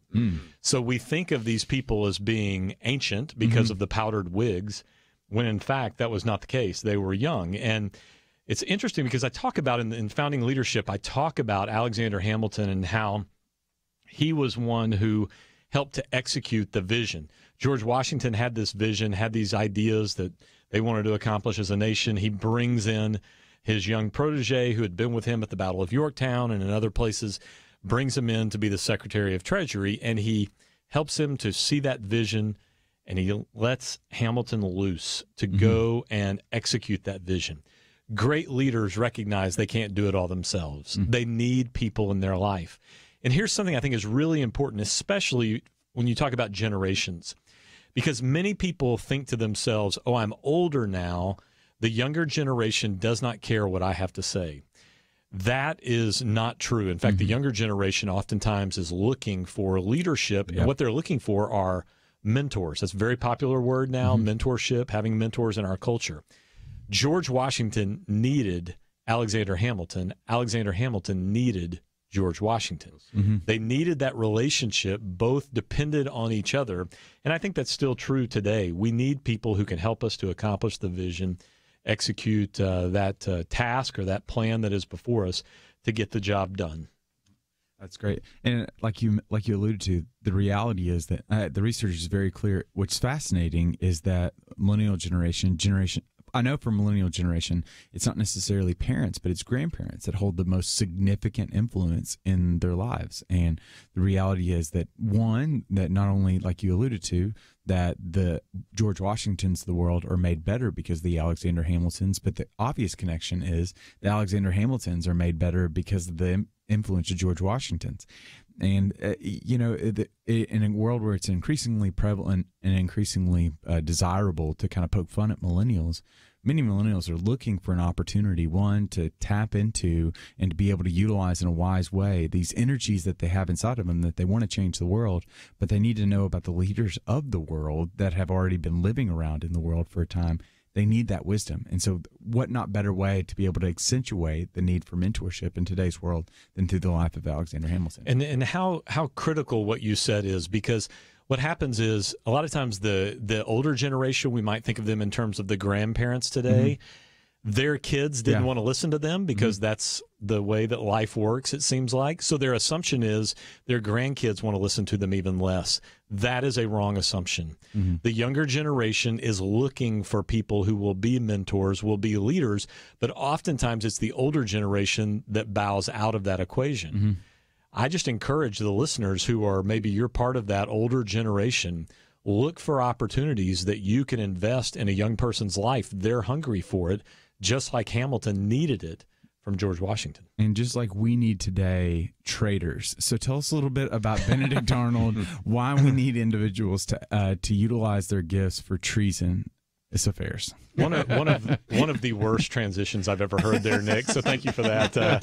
Benedict Arnold is fascinating. He is one of the standouts of that generation. I heard one historian that talked about that if he had not been a traitor, had he not done what he did, that there would be a state named after him. That's how significant a leader that he was. Most historians will say that he was the best general that George Washington had. He had every opportunity for greatness. He was gifted. He was a natural leader. He had great charisma. He won the Battle of Saratoga, fighting against an army that was actually winning the battle, and he defied orders, rode into battle, contrary to what his commanding officer told him to do, saved the day. The Battle of Saratoga is a battle that most people do not know in the American Revolution, yet it is such a significant battle that the painting of it hangs in the rotunda of the U.S. Capitol. And that is because of the victory at Saratoga brought the French into the war. Had the French not come into the war on the side of the United States, we would not have won that war more than likely. He had the ability to defeat his enemies. He just couldn't defeat his own ego. And that was the problem that that Benedict Arnold had was, I'm fond of saying, I mentioned the book that hurt people hurt people. He had been hurt. He had been overlooked. He had been mistreated. And yet at the same time, he allowed his ego to control him. He let that hurt dominate his life. And when people let hurt dominate their lives, when people operate out of pain, it's always destructive. It never works for good. It is always destructive. And so we tend to fight for ourselves as opposed to a cause higher than self. George Washington fought for a cause higher than himself, and that's why we revere him. Benedict Arnold fought for self, fought for ego, and that is why he has become a traitor in the same vein as Judas Iscariot. And so I think Benedict Arnold is such a contradiction. He is somebody that, if it wasn't for him, I'm not sure that America would be the country that it is today. And yet at the same time, he just messed up his life so much. It's a real tragedy. So when you think about the book, Founding Leadership, we've got about a minute left. Is there one particular story? Is there one thing that you took away from that you didn't anticipate writing the book? Is there like one nugget of leadership, one anecdote that really just captivated your attention that really you weren't anticipating? Well, when you read the stories of the Founding Fathers, they all come into the page. They step on the pages of history from different places. And you have some people that come from an impoverished state, which would have been Alexander Hamilton. You have some that rise up into places of leadership through different means like science. You see that in Benjamin Franklin. You have some that are they seem to be everyday people, meaning they're doing their job like a John Adams, going about life, and yet the events of life draw them onto the world stage. I think the point that I drew out the most for me was every person can be a leader. It doesn't matter your background, doesn't matter your wealth, how much money you have or don't have. You can be a leader if you understand what it takes to be a leader. And what's critical is if you are a parent, I just cannot emphasize this enough. If you are a parent, you must be a leader. You should study leadership because you're a parent, because you are raising up the next generation. I've got 3 great kids, but my job is to take the arrows in the hands of a warrior and to aim them in the right direction. That takes vision. That takes leadership. It takes courage to do all of those things, and that's what leaders have to do. That's phenomenal. Well, you can find out more about how to buy this book by going to our website, pointofview.net, Founding Leadership by Dr. Brent Taylor, or you can go to his website, drbrenttaylor.com. Brent, thank you so much for joining us. Thank you. Greatly appreciate it. And so we have got to go to a break, but when we come back from the break, Kerby and I are going to continue to fight. We'll talk about a little bit about the conservative infighting. We'll also talk about some of the things that are happening in the news today. We'll be back right after this. There is no more dangerous time than when things are going well. Remember Elijah on Mount Carmel? Fire came down. There was no doubt who was God, but what happened next?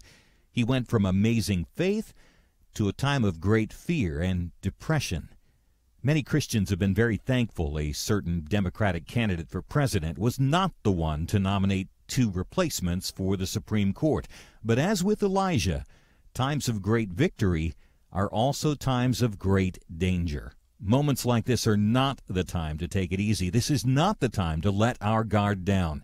This is a time to double down on our work in the community, to serve and pray and plan and invest in a better future. This is the time to join Point of View's Truth Team 360 to make sure today's promising gains are not lost tomorrow. Show your commitment to our future by visiting pointofview.net/team or call 800-347-5151. Ask to join the Truth Team. Pointofview.net/team and 800-347-5151. Point of View will continue after this.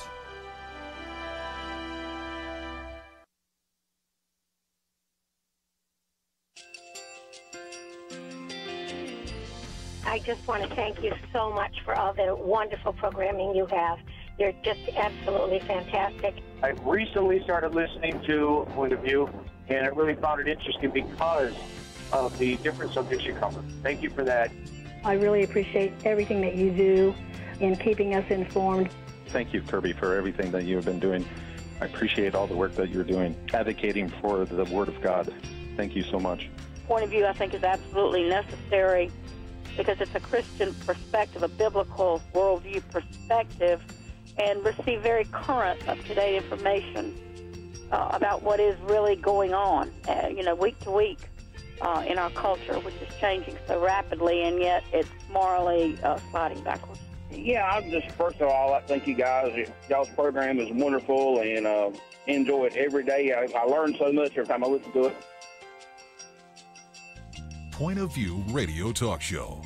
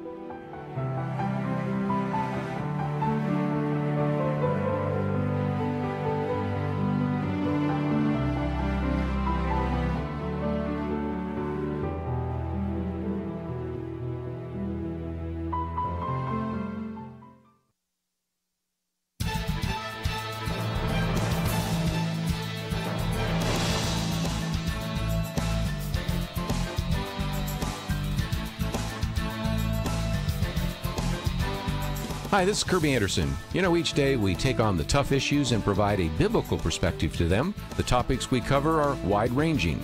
Apologetics, theology, prophecy, creation and evolution, intelligent design, marriage, family, child-rearing, the millennial generation, friends and society, politics, economics, business, religious liberty, the Constitution, public policy, foreign policy, military policy, tensions in the Middle East, abortion, homosexuality, pornography, sexual ethics, media, technology, history, and America's godly heritage. We talk about anything that affects your faith, your family, or your freedom. So don't go anywhere, because Point of View continues right now.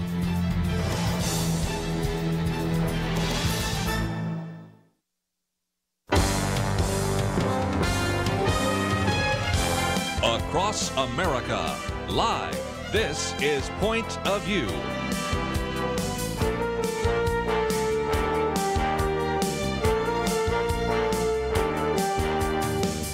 And now, Nick Pitts. And welcome back to Point of View. I'm your host, Nick Pitts. So grateful that you have decided to join us on this Tuesday, June 4th, 2019 day for the Millennial Roundtable, entering into Hour 3 if you're watching on Facebook, but Hour 2 for most of our listening audience. We have been just got through talking with Brent Taylor during the first hour. We talked with him about his new book, Founding Leadership. You're going to want to find out more information on this book, but also order this book as well. And so if you're watching on Facebook, this is what it looks like. Founding Leadership. If you can go to Amazon.com, go type in Founding Leadership, Dr. Brent Taylor, you'll see this book, get the one with the white cover. Or if you just want to go to our website, pointofview.net or facebook.com/pointofviewradio, you can find both of those links to that book as well. Got just a fascinating conversation with him about looking to the past and the leaders of the past and seeing the characteristics that they exhibit, but also the need for them today in our world. And then, just a really rich conversation, to say the very least. And so I am joined at the Millennial Roundtable by the one and only Kerby Anderson. Kerby, how are you? I'm good. And, we're just thinking about that. What about the leaders in the conservative movement right now? Yeah, Speaking exactly. of leaders that seem to be arguing about what is the best strategy. Yeah, so to say the very least, there has been a conversation that has been happening among conservatives, and we are going to continue that conversation, yes, we are. One might be able to say, during our time together as well. And so there's been some conservative infighting, to say the very least. Much of this started probably a few months ago when a conservative columnist, a New York Times op-ed editor, Sohrab Ahmari, issued a kind of a line of argument saying that relative to the culture wars within conservatives, and so we're talking about only conservatives, that he added that the only way was through with the culture war. It wasn't enough that they would peacefully coexist, one side and the other, in the public square, but rather to quote Mr. Ahmari, he says, to fight the culture war with the aim of defeating the enemy and enjoying the spoils in the form of a public square reordered to the common good and ultimately to the highest good. And so what Ahmari is arguing for is that conservative Christians don't have the luxury anymore of exercising what he considers secondary values, which are decency and civility. And so no longer can we be nice anymore, because we recognize the other side of this argument wants to not only silence us, but squelch us from the public square. So what Ahmari is arguing is that we have to make our way through it and defeat the enemy before they defeat us as well. And so to a certain degree, I guess you can say, Kerby, this has caused some controversy, that sides have begun to kind of begin to take their sides, I guess you could say, go off to their particular corners. And it's added some robust conversation, especially for the Christian perspective. David French has been on the program with us, and of course we quote him quite often. Matter of fact, last time he was here, I mentioned the number of times we end up, I don't always look for his article, but I find it, and sometimes it's the one that fits very well, because he's a Christian, he's worked on the religious liberty issues and all the rest. And sometimes when they try to make it sound like he's a pacifist and he's kind of a wimp, this is a guy who went and fought in the Iraq War. Yeah. He's gone to battle in the courtroom so many times, but he is, I think, emphasizing something, and that is you overcome evil with good. The scriptures say that. And you also recognize that if you're going to win the hearts and minds of the American people, there are a lot of times where I think the American people see the one side and they're making all sorts of mean-spirited comments, and then look on the other side and they're making all sorts of mean-spirited comments, and they say, well, I sort of agree with that side more than the other, but I don't like their strategy. Mm-hmm. And if we are always just as mean-spirited as some of the liberal secular mindset, then we're never going to make a difference. The same thing could be said about the gospel. If people perceive you as a Christian that is narrow-minded, intolerant, vicious, difficult, and you don't look all that different than an atheist, why is anybody going to be interested in the gospel? And so whether it works in the spiritual realm or in the political realm, I think David French is correct, and he wants us to exercise civility and graciousness, even when sometimes people on the other side are not gracious and not civil. But that doesn't mean that then we're a bunch of wimps. Mm-hmm. You know, we can, let's use some key verses. 2 Corinthians 10, verses 3 to 5 says that Paul says, we're tearing down strongholds and lofty thoughts raised up against the knowledge of God, taking every thought captive to the obedience of Christ. That tells me we can critique articles, we can tear down strongholds, we can be critical of ideas, but we don't have to vilify the opponents. Yeah, I think it's an interesting side that one of the things that I'm particularly interested in is so Mr. Amari is writing for First Things. First Things was started by Father John Newhouse, which very much was just an intellectual behemoth of an individual, one, and then two, there was just a civility that was part. Like, he wrote the book The Naked Public Square, for goodness sake. The idea of everyone being able to enter into the public square, recognizing that we're just going to lay out our arguments before us. And so there's that piece to it as well. But I think one of the interesting things that I'm concerned about is this idea that we are more than all, that the means or that the ends justify the means. There you go. There's your problem. Utilitarianism, and right? So it's this idea that, okay, if they're gonna fight this way, then why can't I fight this way as well? If they're gonna want to squelch me, then I got to squelch them beforehand. And there's a short-sightedness to it, one. But then I think the other thing, especially for the Christian, is that you're recognizing that you're not fighting battles against your enemy is not flesh and blood, right? Like, we're fighting against the powers and principalities of the air. Like, there's a different battle that we're fighting, and because of that, we have different weapons that we're utilizing. And our weapons aren't necessarily trying to defeat the enemy, but our weapons are trying to persuade the enemy. Very well said. I'm not trying to own the other side. I'm trying to persuade them to understand a better side, not only from my political vantage point, but also from the spiritual vantage point as well.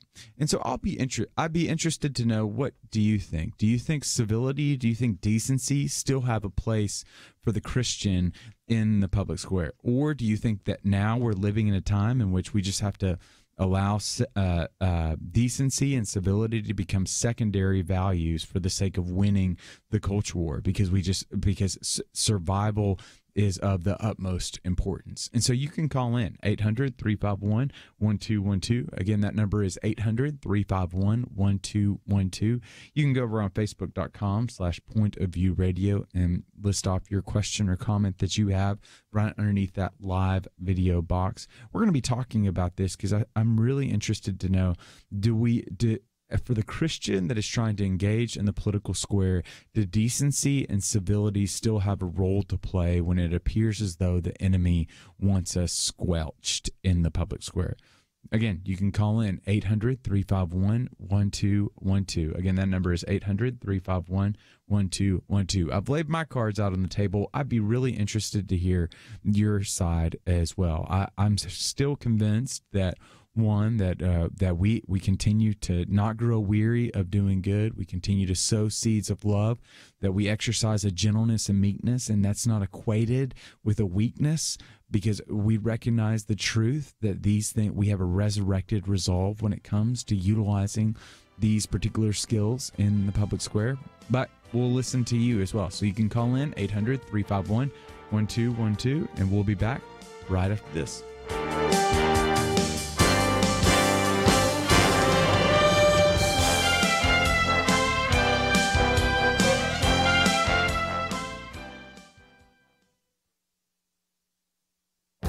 This is Viewpoints with Kerby Anderson.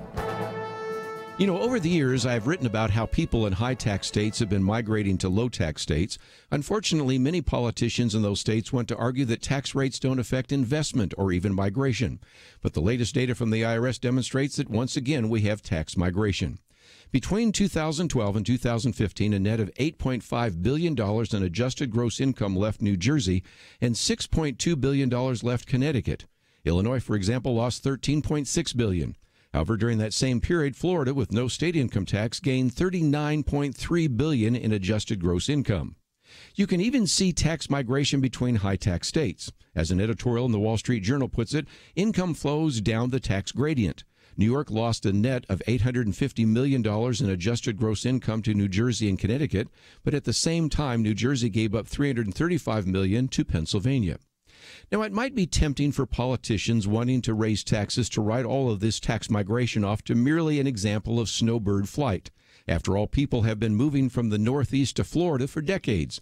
But the examples I just cited show that it is more than just a migration to warmer climate.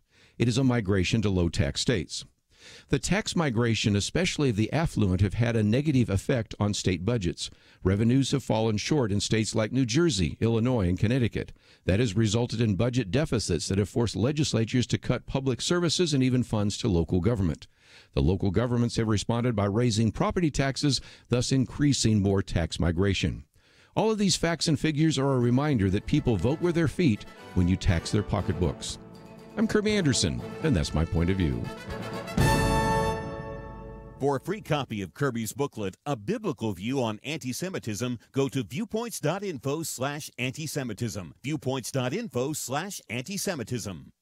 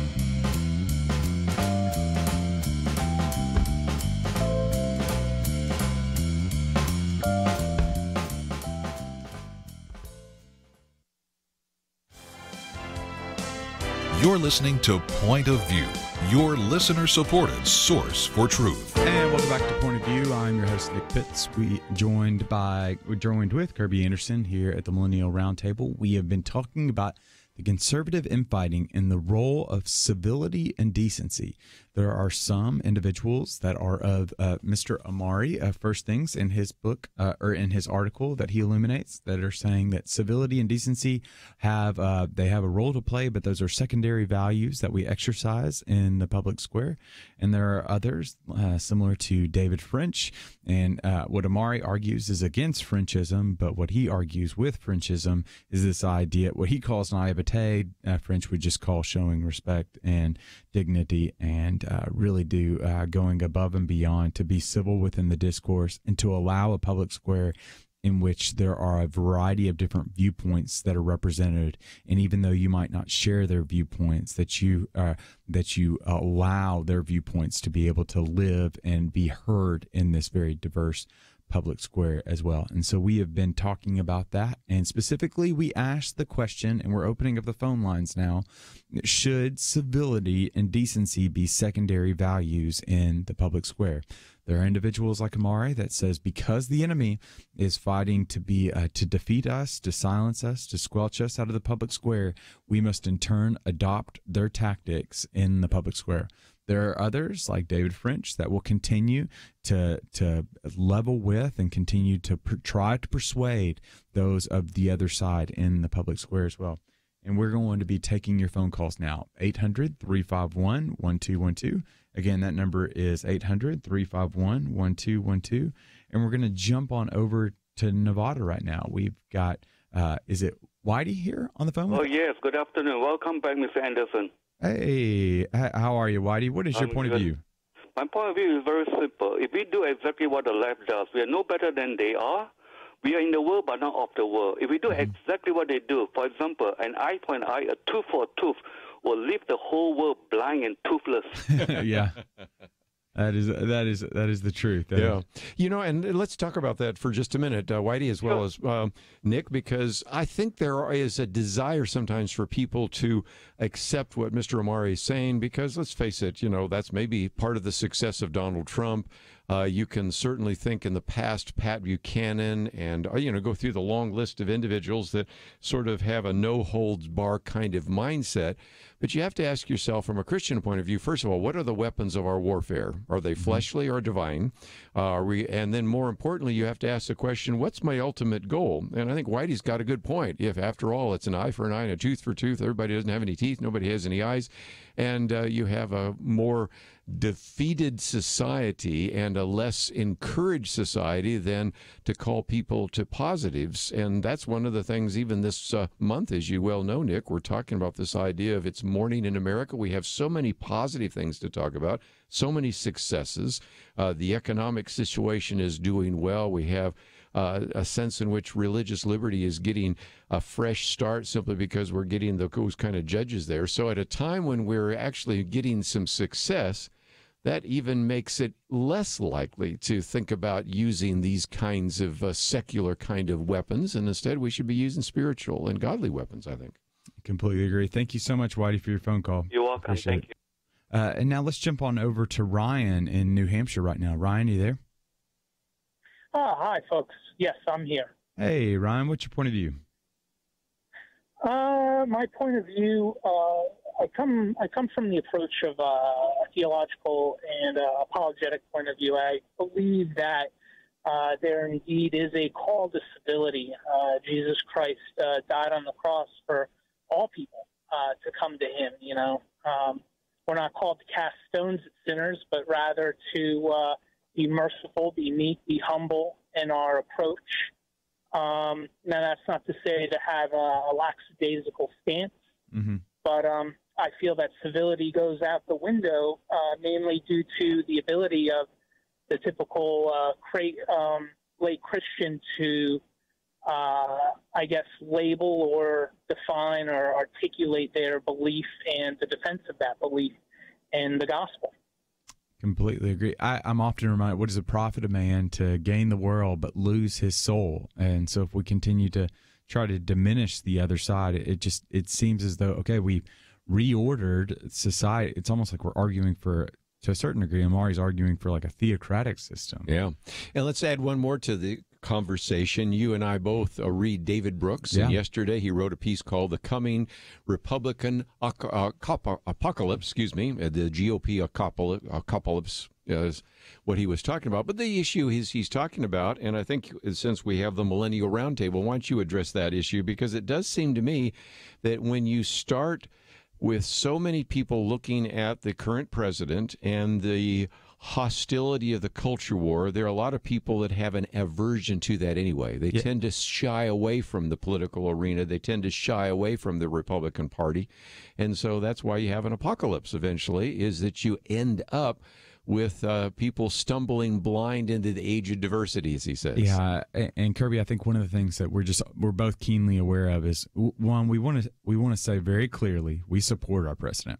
Like I love what he's done relative to deregulation. I love the judges that he's appointed. I love his overtures that he's made towards ISIS. I love what he's done relative to Syria. I think he's made some great gestures relative to North Korea right now. I think there's been a lot of positives that our president has done.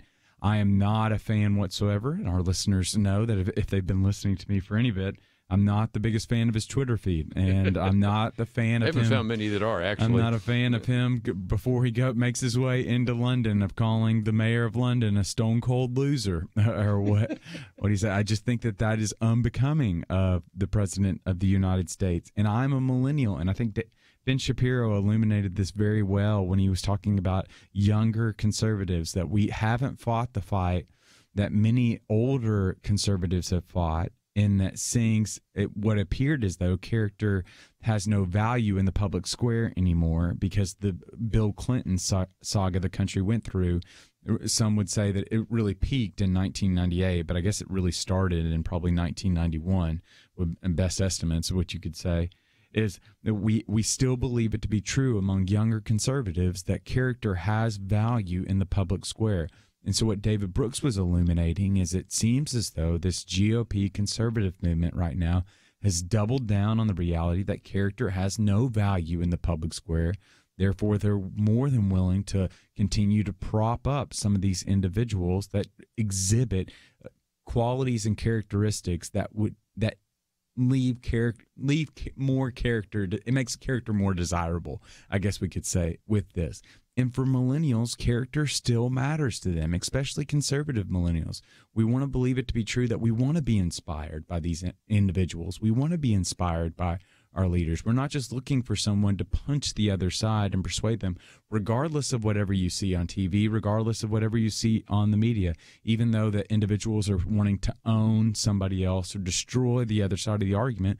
We really do. We don't want to own the other side. That's a very small sect of individuals that want to own the other side, because the vast majority of millennials know the other side, probably live with the other side. The Republic or Democrats rather, or progressives aren't a demonization on the other side, but rather they're the person that's right across the hallway from them because they're living with them. And so that's why there's a need for character. That's why there's a need for civility. That's why there's a need for decency if you want to continue to reach out to conservatives, because we want to believe it to be true that character still matters. And so that's the question that we would pose to you. And that's why we've opened up the phone lines. Does character still matter?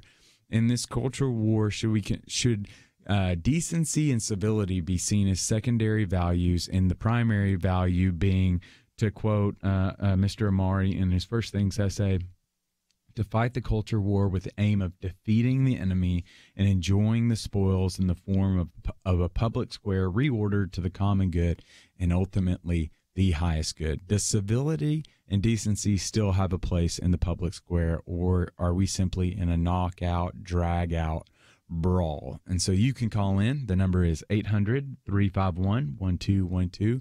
Again, that number is 800-351-1212. When we come back from the break, we're going to talk a little bit more about this infighting. But then I don't think Kerby has been on the program with me since we introduced this new segment. And I call it News You Can Use, Kerby. And so we take one of the social science research surveys that I've been highlighting in the daily briefing, and we just kind of talk about the outlandishness of the survey, one, and then particularly the prevalence that it might have among us too as well. And so we'll talk a little bit more about the conservative infighting right now. Is there a role for civility and decency in the public square? And then I've got a surprising article you're going to want to stick out for. You'll be shocked by what you hear, but we've got to take a break. But when we come back from the break, more about the fighting in the conservative movement. We'll be back right after this.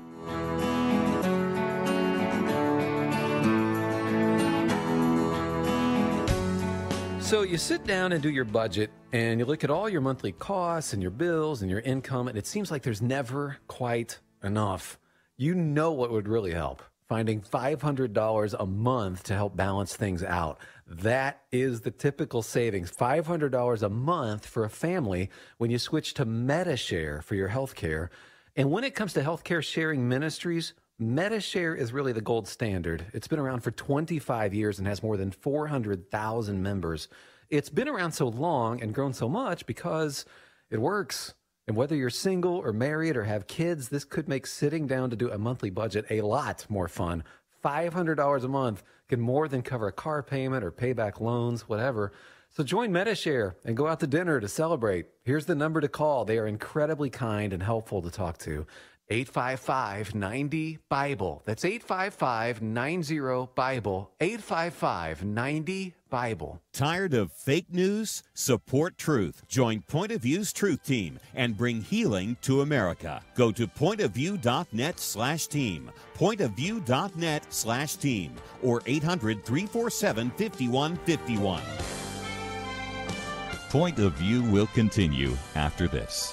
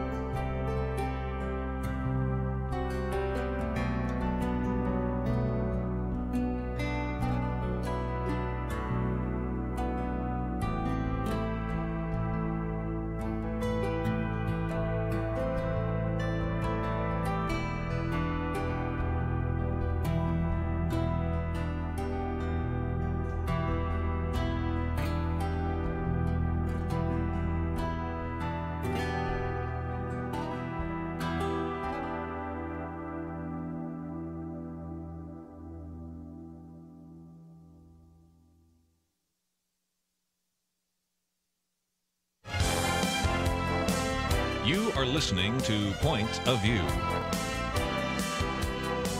The opinions expressed on Point of View do not necessarily reflect the views of the management or staff of this station. And now, here again is Nick Pitts. And welcome back to Point of View. I'm your host, Nick Pitts, joined the Millennial Roundtable by Kerby Anderson. We have been talking about civility, decency. Are these secondary values now? Kerby was just cussing me out earlier, so we know that that's not. No, I'm just kidding. I'm just kidding with you. Kerby is the nicest man, probably one of the nicest gentlemen I've ever met in my life, but that's neither here nor there. So we've been talking about the role of civility and decency in the public square and how Mr. Amari out of First Things magazine has argued that those are secondary values now due to the enemy that we find before us, that we are exercising naivete if we believe it to be true, that civility still has a place in the culture wars that we find ourselves in. And then a couple of you have decided that you wanted to call and add in. And so what we want to do is we want to take some of your phone calls. And so we're going to go first. Oh, looks like Dave just dropped off the line. And so we'll jump over to Frank in California right now. Frank, are you there? Yes, I am. Hey, Frank, what's your point of view? Yeah, just really quick, we have to kind of be realistic, too, that the rules of engagement over the last 20, 30 years have changed. Yeah. When Christians made their point of view then, okay, people didn't agree, but, you know, we agreed to disagree. Now there's an out-and-out attack on Christianity. Mm-hmm. And it seems like in our current Christian culture, we always like to talk about 1 Peter 3:15, always be ready to give an account, but with gentleness and respect. We've emphasized the latter part of that verse so much that I believe we've become too syrupy sweet, and we don't boldly proclaim. I'm not talking about being obnoxious or smacking people over the head with the Bible, but we haven't become as bold as we should be, and we've been run over, and now the world doesn't even pay attention to what we say, because in their minds we have nothing to say of value, because we have been so sweet instead of being bold with the truth. So I think we need to become not obnoxious, but very, very bold with the truth of Frank, Jesus Christ, and maybe go into polemics instead of apologetics. Can you give me an example, Frank? Because I think you bring up a point that would resonate with a lot of people. Is there an example in particular that you're thinking of that where Christians were too syrupy sweet on a particular issue in the public square? Yeah, I think when we get to things like gay marriage, for example, I guess that'd be a good one. We say, God's word says that homosexuality is a sin and marriage is between man and a woman. But I think we've let the other side take the bull by the horns, so to speak, and overtalk us so that our point of view is so weak that it's not being portrayed in the boldness that I believe it should, because God's word is God's word, and it is powerful enough to change people, but we've become, and things like that, and instead of drawing a line in the sand and standing firm. Yeah, Frank, one of the things that I'm just interested in, and I probably have to go back and I'd have to do a little bit more research on it, but I think when I think about what happened with the same-sex marriage, kind of the back and forth debate, I'm trying to figure out if we were syrupy sweet or if we just got beat. There's a part of it, I think that we fought really well, and we had Proposition in California. There was a marriage proposition that was offered, and we won then, but then we just got beat at the Supreme Court level. And I don't remember. Maybe we were syrupy sweet, but I'm just trying to think if we just got beat because we hold old beliefs, and so not everybody's going to believe what we have. The other side has become so on the attack mode. Oh, that's agree. And we have become more. We try to be so gentle, which is good, but we need to be bold with respect, but I think we need to be bolder, and because again, we are, the Christian values are considered irrelevant in the culture. So they just kind of ignore us instead of being, we have a voice and we need to be bold out there. Yeah. Well, thank you so much. One of the concepts I kind of go around to is this idea of convictional kindness, is what Russell Moore says. There's the convictional part. You want to be bold with where you stand and what you stand upon, but the kindness as well. Well, thanks so much, Frank. Appreciate your phone call. Take my call, huh? And let's jump on over to, we've got Dave right now. Dave, are you there? Yeah, can you hear me? Hey, Dave, I can. What's your point of view, my man? Well, I'm calling from Alaska, so not the utter the bush or anything like that. Well, I'm on the road system, so we're still in civilization. So the last caller, I would actually agree with a heck of a lot of what he said. But I'll tell you, here's some backdrop. I'm 62 years old, been a Christian for well over 40 years, so I'm very acquainted with what the mindset of the church. The mindset of the church today, and for as long as I've been in it, has been we don't engage in politics. Yeah. And so that really is ingrained. And so that salt and light that we are to be presenting to society, it's not happening.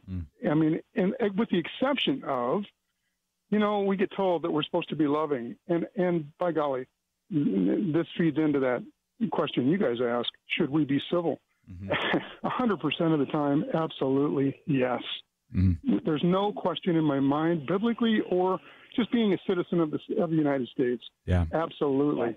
So I hope the question gets answered right there. Yeah. But with that said, why is it that the church has decided to not engage? And when we get told by the church or by the Christian leadership, whatever it is, that if in fact we are going to engage, we're supposed to be loving, where's the examples of it? They don't exist. I just do not see them. I don't see them at the assembly meetings I go to, the school board meetings. They're not there. And so when I ask in church, did you even vote? There's opposition to voting. Wow. And so this is the day in which we live. So I don't think the question is, should we be civil? I think the question is, why aren't we engaged? Yeah, should we be present? Yeah. Absolutely, absolutely. Yeah. Well, Dave, thank you so much for your phone call. Greatly appreciate it. And let's take one more. We've got Trey in California right now. Trey, are you there? Hi. Hey, Trey, what's your point of view? I have a great example of civility. So my older brother grew up with Tourette's. And I remember as a kid, I asked him how he managed to stay so positive. And his response really stuck with me. He said, fuck shit, pussy. We had to cancel that one. Oh, okay. Yeah. So now we've got one more phone call. We've got Daryl in Arizona right now. Daryl, are you there? Yeah, can you hear me? Hey, Daryl, what's your point of view? Okay, and like the previous caller, I'm 60, just for that background. And I kind of got into your program earlier a little late, but I think you were talking about possibly Trump's tweets, and then I think about millennials, and then I think we mistake character isn't always, how do I articulate this? Character isn't always how someone speaks. Yeah. I find it more important that character really is in what somebody does. And so I would claim, you're not to be obnoxious. I wish the president wouldn't say the things that he does, but with him, with that vote, you got all of Trump. You didn't just get part of Trump. I mean, he was much blue collar in New York, with the stuff that he does.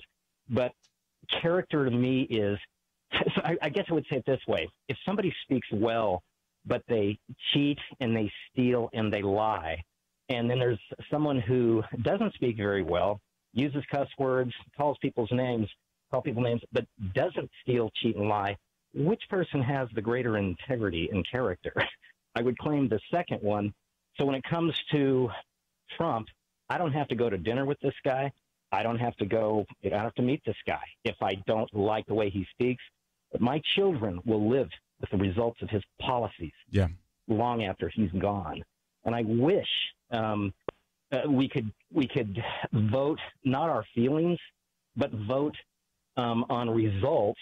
The other thing too is, but to what the other people were saying. I think, Christ was bold, but he was always Christ. He was Christ-like. You are not, you're not going to win people over by arguing with them. It's just not going to happen. Yeah. And so I think that's what it means to be loving.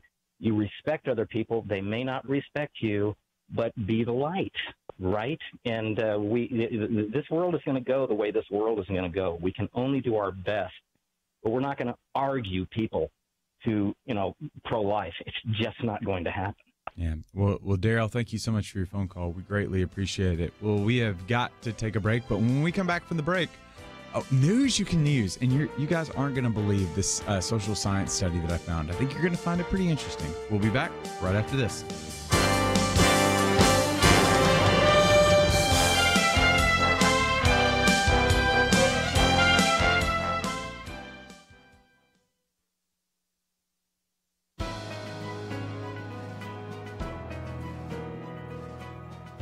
Welcome to the First Liberty Briefing. I'm Jeremy Dice. On January 22, 2019, the Supreme Court of the United States denied Coach Joe Kennedy's petition to review his case. That's a setback, but one with a silver lining. Justice Samuel Alito, writing for Justices Thomas Gorsuch and Kavanaugh, issued a statement accompanying the denial. In one part, Justice Alito explained that the court requires additional information that further litigation should supply. In another, he criticized the Ninth Circuit's decision, characterizing it as troubling. But then the justices noted that the petition rested solely on a free speech claim and not a claim under the First Amendment's Free Exercise Clause. As he explained, that is likely due to certain decisions of this court, namely the 1990 decision of Employment Division versus Smith. Justice Alito observed that the effect of that decision has been to drastically cut back on the protection provided by the Free Exercise Clause. As Coach Kennedy's attorneys, First Liberty Institute is eager to return to the district court, answer the questions the justices raised in their statement, and give the court another opportunity to protect the right of every American to engage in private religious expression, including praying in public without fear of getting fired. Thankfully, the Supreme Court seems to understand that banning all coaches from praying just because they can be seen is wrong and contradicts the Constitution. To learn how First Liberty is protecting religious liberty for all Americans, visit firstliberty.org. Hi, I'm Kelly Shackelford, President and Chief Counsel of First Liberty Institute. I hope you enjoyed this episode of First Liberty Briefing. You can learn more amazing stories about how everyday Americans are standing up and saving religious freedom. Just visit firstliberty.org. You'll be inspired, educated, and informed. Visit firstliberty.org right now.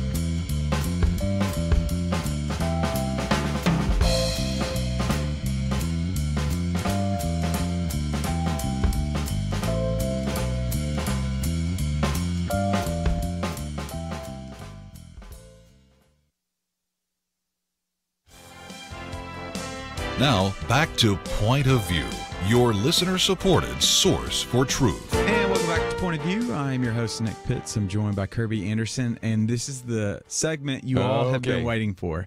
Kerby, you have never experienced it yet. News you can use. News you can use. Oh, okay. Okay, and so what we've done, for those of you that are new to the segment, and so what we've done is I've highlighted a particular study that was illuminating to me, that I thought illuminated the human spirit, that you can go, oh, okay, that's interesting.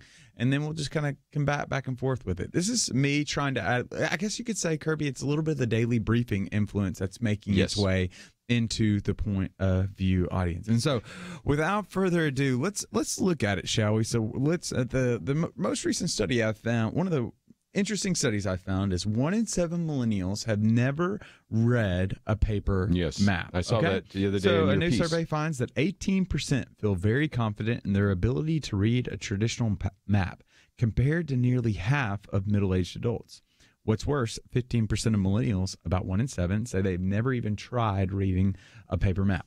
Now, this brings me to the question, Kerby, that we need to go back and forth on is share with our audience your expertise when it comes to paper maps. Do you feel pretty confident about your skills to be able to navigate with a paper map? I would say so. But again, for you millennials, that probably is out of the question. You know, even when I talked about paper maps or having a glove compartment, you go, what? Yep. What? Just like the other day, I said, write a check. You go, check? What's a check? Yeah, You know? what is a check? Is that something you do on Venmo? Is that something on your phone? And I was overseas, as you know, in other countries, and they would give us some maps. Huh. Well, because we'd be in different countries or different cities, and I was using the map to kind of navigate around. But, of course, I also have the cell phone now. That because I have an international plan, could follow it, but I still would tend to use the maps. I suspect if I put that in your hand, that would be tough. I'd be completely worthless. I'd be completely Which is north, worthless. which is south? Where does this go? So, turn right, left, whatever. Because of my affinity for my home state of Tennessee, I have a large map of Tennessee above my hanging in my room.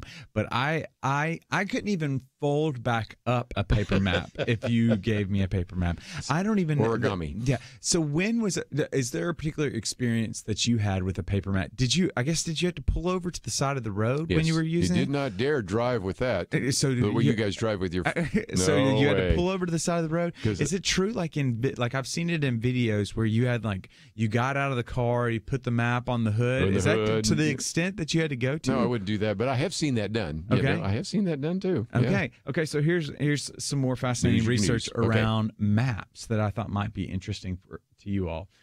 So a 2010 study found that the average male driver drives an extra 276 miles every year as a result of being lost. Yes. And so can you remember the last time you got lost or had to use your phone? Men get lost because they don't stop for directions. You know, some of my women folk have said more than once that Moses wouldn't have wandered in the wilderness for 40 years if he stopped and asked for directions. You know, I am just the opposite because I oftentimes, if I am not sure, I will pull over and they'll say, "Oh, it's just down the road. It's just the next exit." You know, I almost always too early think that I've gone too far and find out I haven't gone far enough. But I suspect that I have run into many a man. Men are more worse at this than women, don't you think? Not asking for directions, saying, "I'm not going to go to that 7-Eleven store. They probably don't even speak English there anyway." You know, I've heard all those excuses. Is there a time in the past that you can think of where you just got completely turned around and lost? Oh, sure. Is there a story in particular that pops out in your mind? I can think about a time when I was on my way to North Carolina, being in Tennessee on a road trip with some buddies. I wasn't paying attention in the road, and there's a split in the road between going north to Boone, North Carolina, and south to Charlotte on I-40 for our listeners that are in the North Carolina or Tennessee area. I ended up not paying attention, took north to Boone, and recognized that I needed to be in Charlotte, but recognized about an hour late. So I was almost right outside of Boone when I needed to be 2 hours south of Charlotte. That was the most illuminating experience when I got lost, and I paid for it dearly. Is there a moment in your life that you can think of two? Okay. And both of them were where I was trying to find a church. Okay. One was in Green Bay, Wisconsin. Okay. And this is before was that church also known as Lambeau Field? Yeah. No, but it was. Yeah. We did a Worldview weekend up there, and I don't know if anybody cares that much about it, but it was one of those ones where before you had the cell phone, you're just driving around here, and it turns out this church is out there kind of in a field. Wow. And you're just driving and you're turning and you're just trying to find this church where everybody in Green Bay, Wisconsin knows where it is, but I'm from Texas and I have no idea where I am.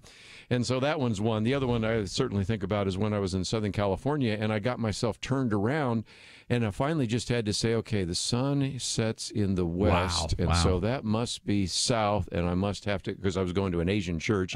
And again, just one of those things where I was, in most cases, they were speaking engagements where you just certainly get so turned around and you don't know which way you're going. You finally have to look up and figure out where the sun is and figure out which north and south. Now with these cell phones, that probably doesn't happen very often. I could not tell you if I had to rely on north and south and east and west, that's like speaking a different language to me. When somebody tells me just go south, Which way is it's south? quite literally them speaking Arabic. I'm like, okay, what in the world does that? I know the sun will rise in the east. I know it sets in the west. I know that moss grows on the north side of the tree. But other than that, I can't tell you how that actually applies to anything. Okay, so last thing relative to getting lost. Last one. Okay, so the average American spends 2.5 days each year looking for lost items. We lose an average of 9 items a day. Okay, when you think about your day, do you lose 9? No, less My than wife 9 does. Just throwing her underneath the bus. Yeah, she's not listening right now, so I can say that. How many times have we been looking for her keys? Okay, so you have a place. I put them in the same place every day, and when I don't, that's when you start losing things. Okay, there it is. Yeah, you've heard it said. So fascinating enough, so we'll tie this back into the biblical narrative. In his book, 7 Sins of Memory, David Shatner asserts that we forget because a breakdown occurs between our memory and attention. Right. We either fail to encode a memory in the past or retrieve a memory in the present. Regarding encoding, distractions in that moment keep us from storing it in the future. Concerning retrieving, similar experiences in the past keep us from retrieving specifics in the present. I don't know how to read a map, but I know how to get lost really well. But as Christians, we store his word in our hearts so that we might not sin against him and others. Instead of lashing out in our lostness, we exercise patience. It's okay to get lost. It's not okay to act lost. And so that has been news you can lose. And so we are coming to the end of our show, and we want to say thank you so much for tuning in. There's a couple of things I want to remind you of. You can go to our Facebook page, facebook.com/pointofviewradio. While there, you can find out more information on our show, as well as go to pointofview.net. You can find out more information on tomorrow's show, as well as find out ways to be able to support Point of View. We are in need of your support that we can operate today because of your generosity. And so we want to encourage you, but also just say thank you to you. It's because of your efforts that we're able to help, hopefully help you better understand the issues that you're facing and do so from a distinctively Christian position, not necessarily trying to own the other side, but trying to persuade the other side and help you figure out what does it look like to live and move and have your being in Christ in 2019 in today's world. And so thank you for that. And then want to encourage you to go on over to Brent Taylor, author of the Founding Leadership book that we talked about at length today.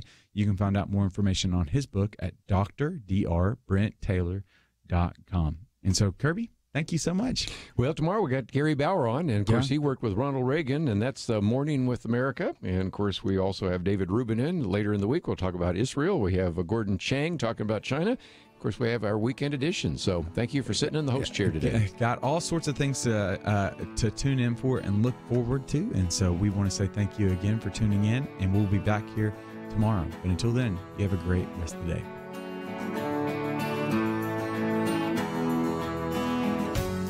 So you sit down and do your budget, and you look at all your monthly costs and your bills and your income, and it seems like there's never quite enough.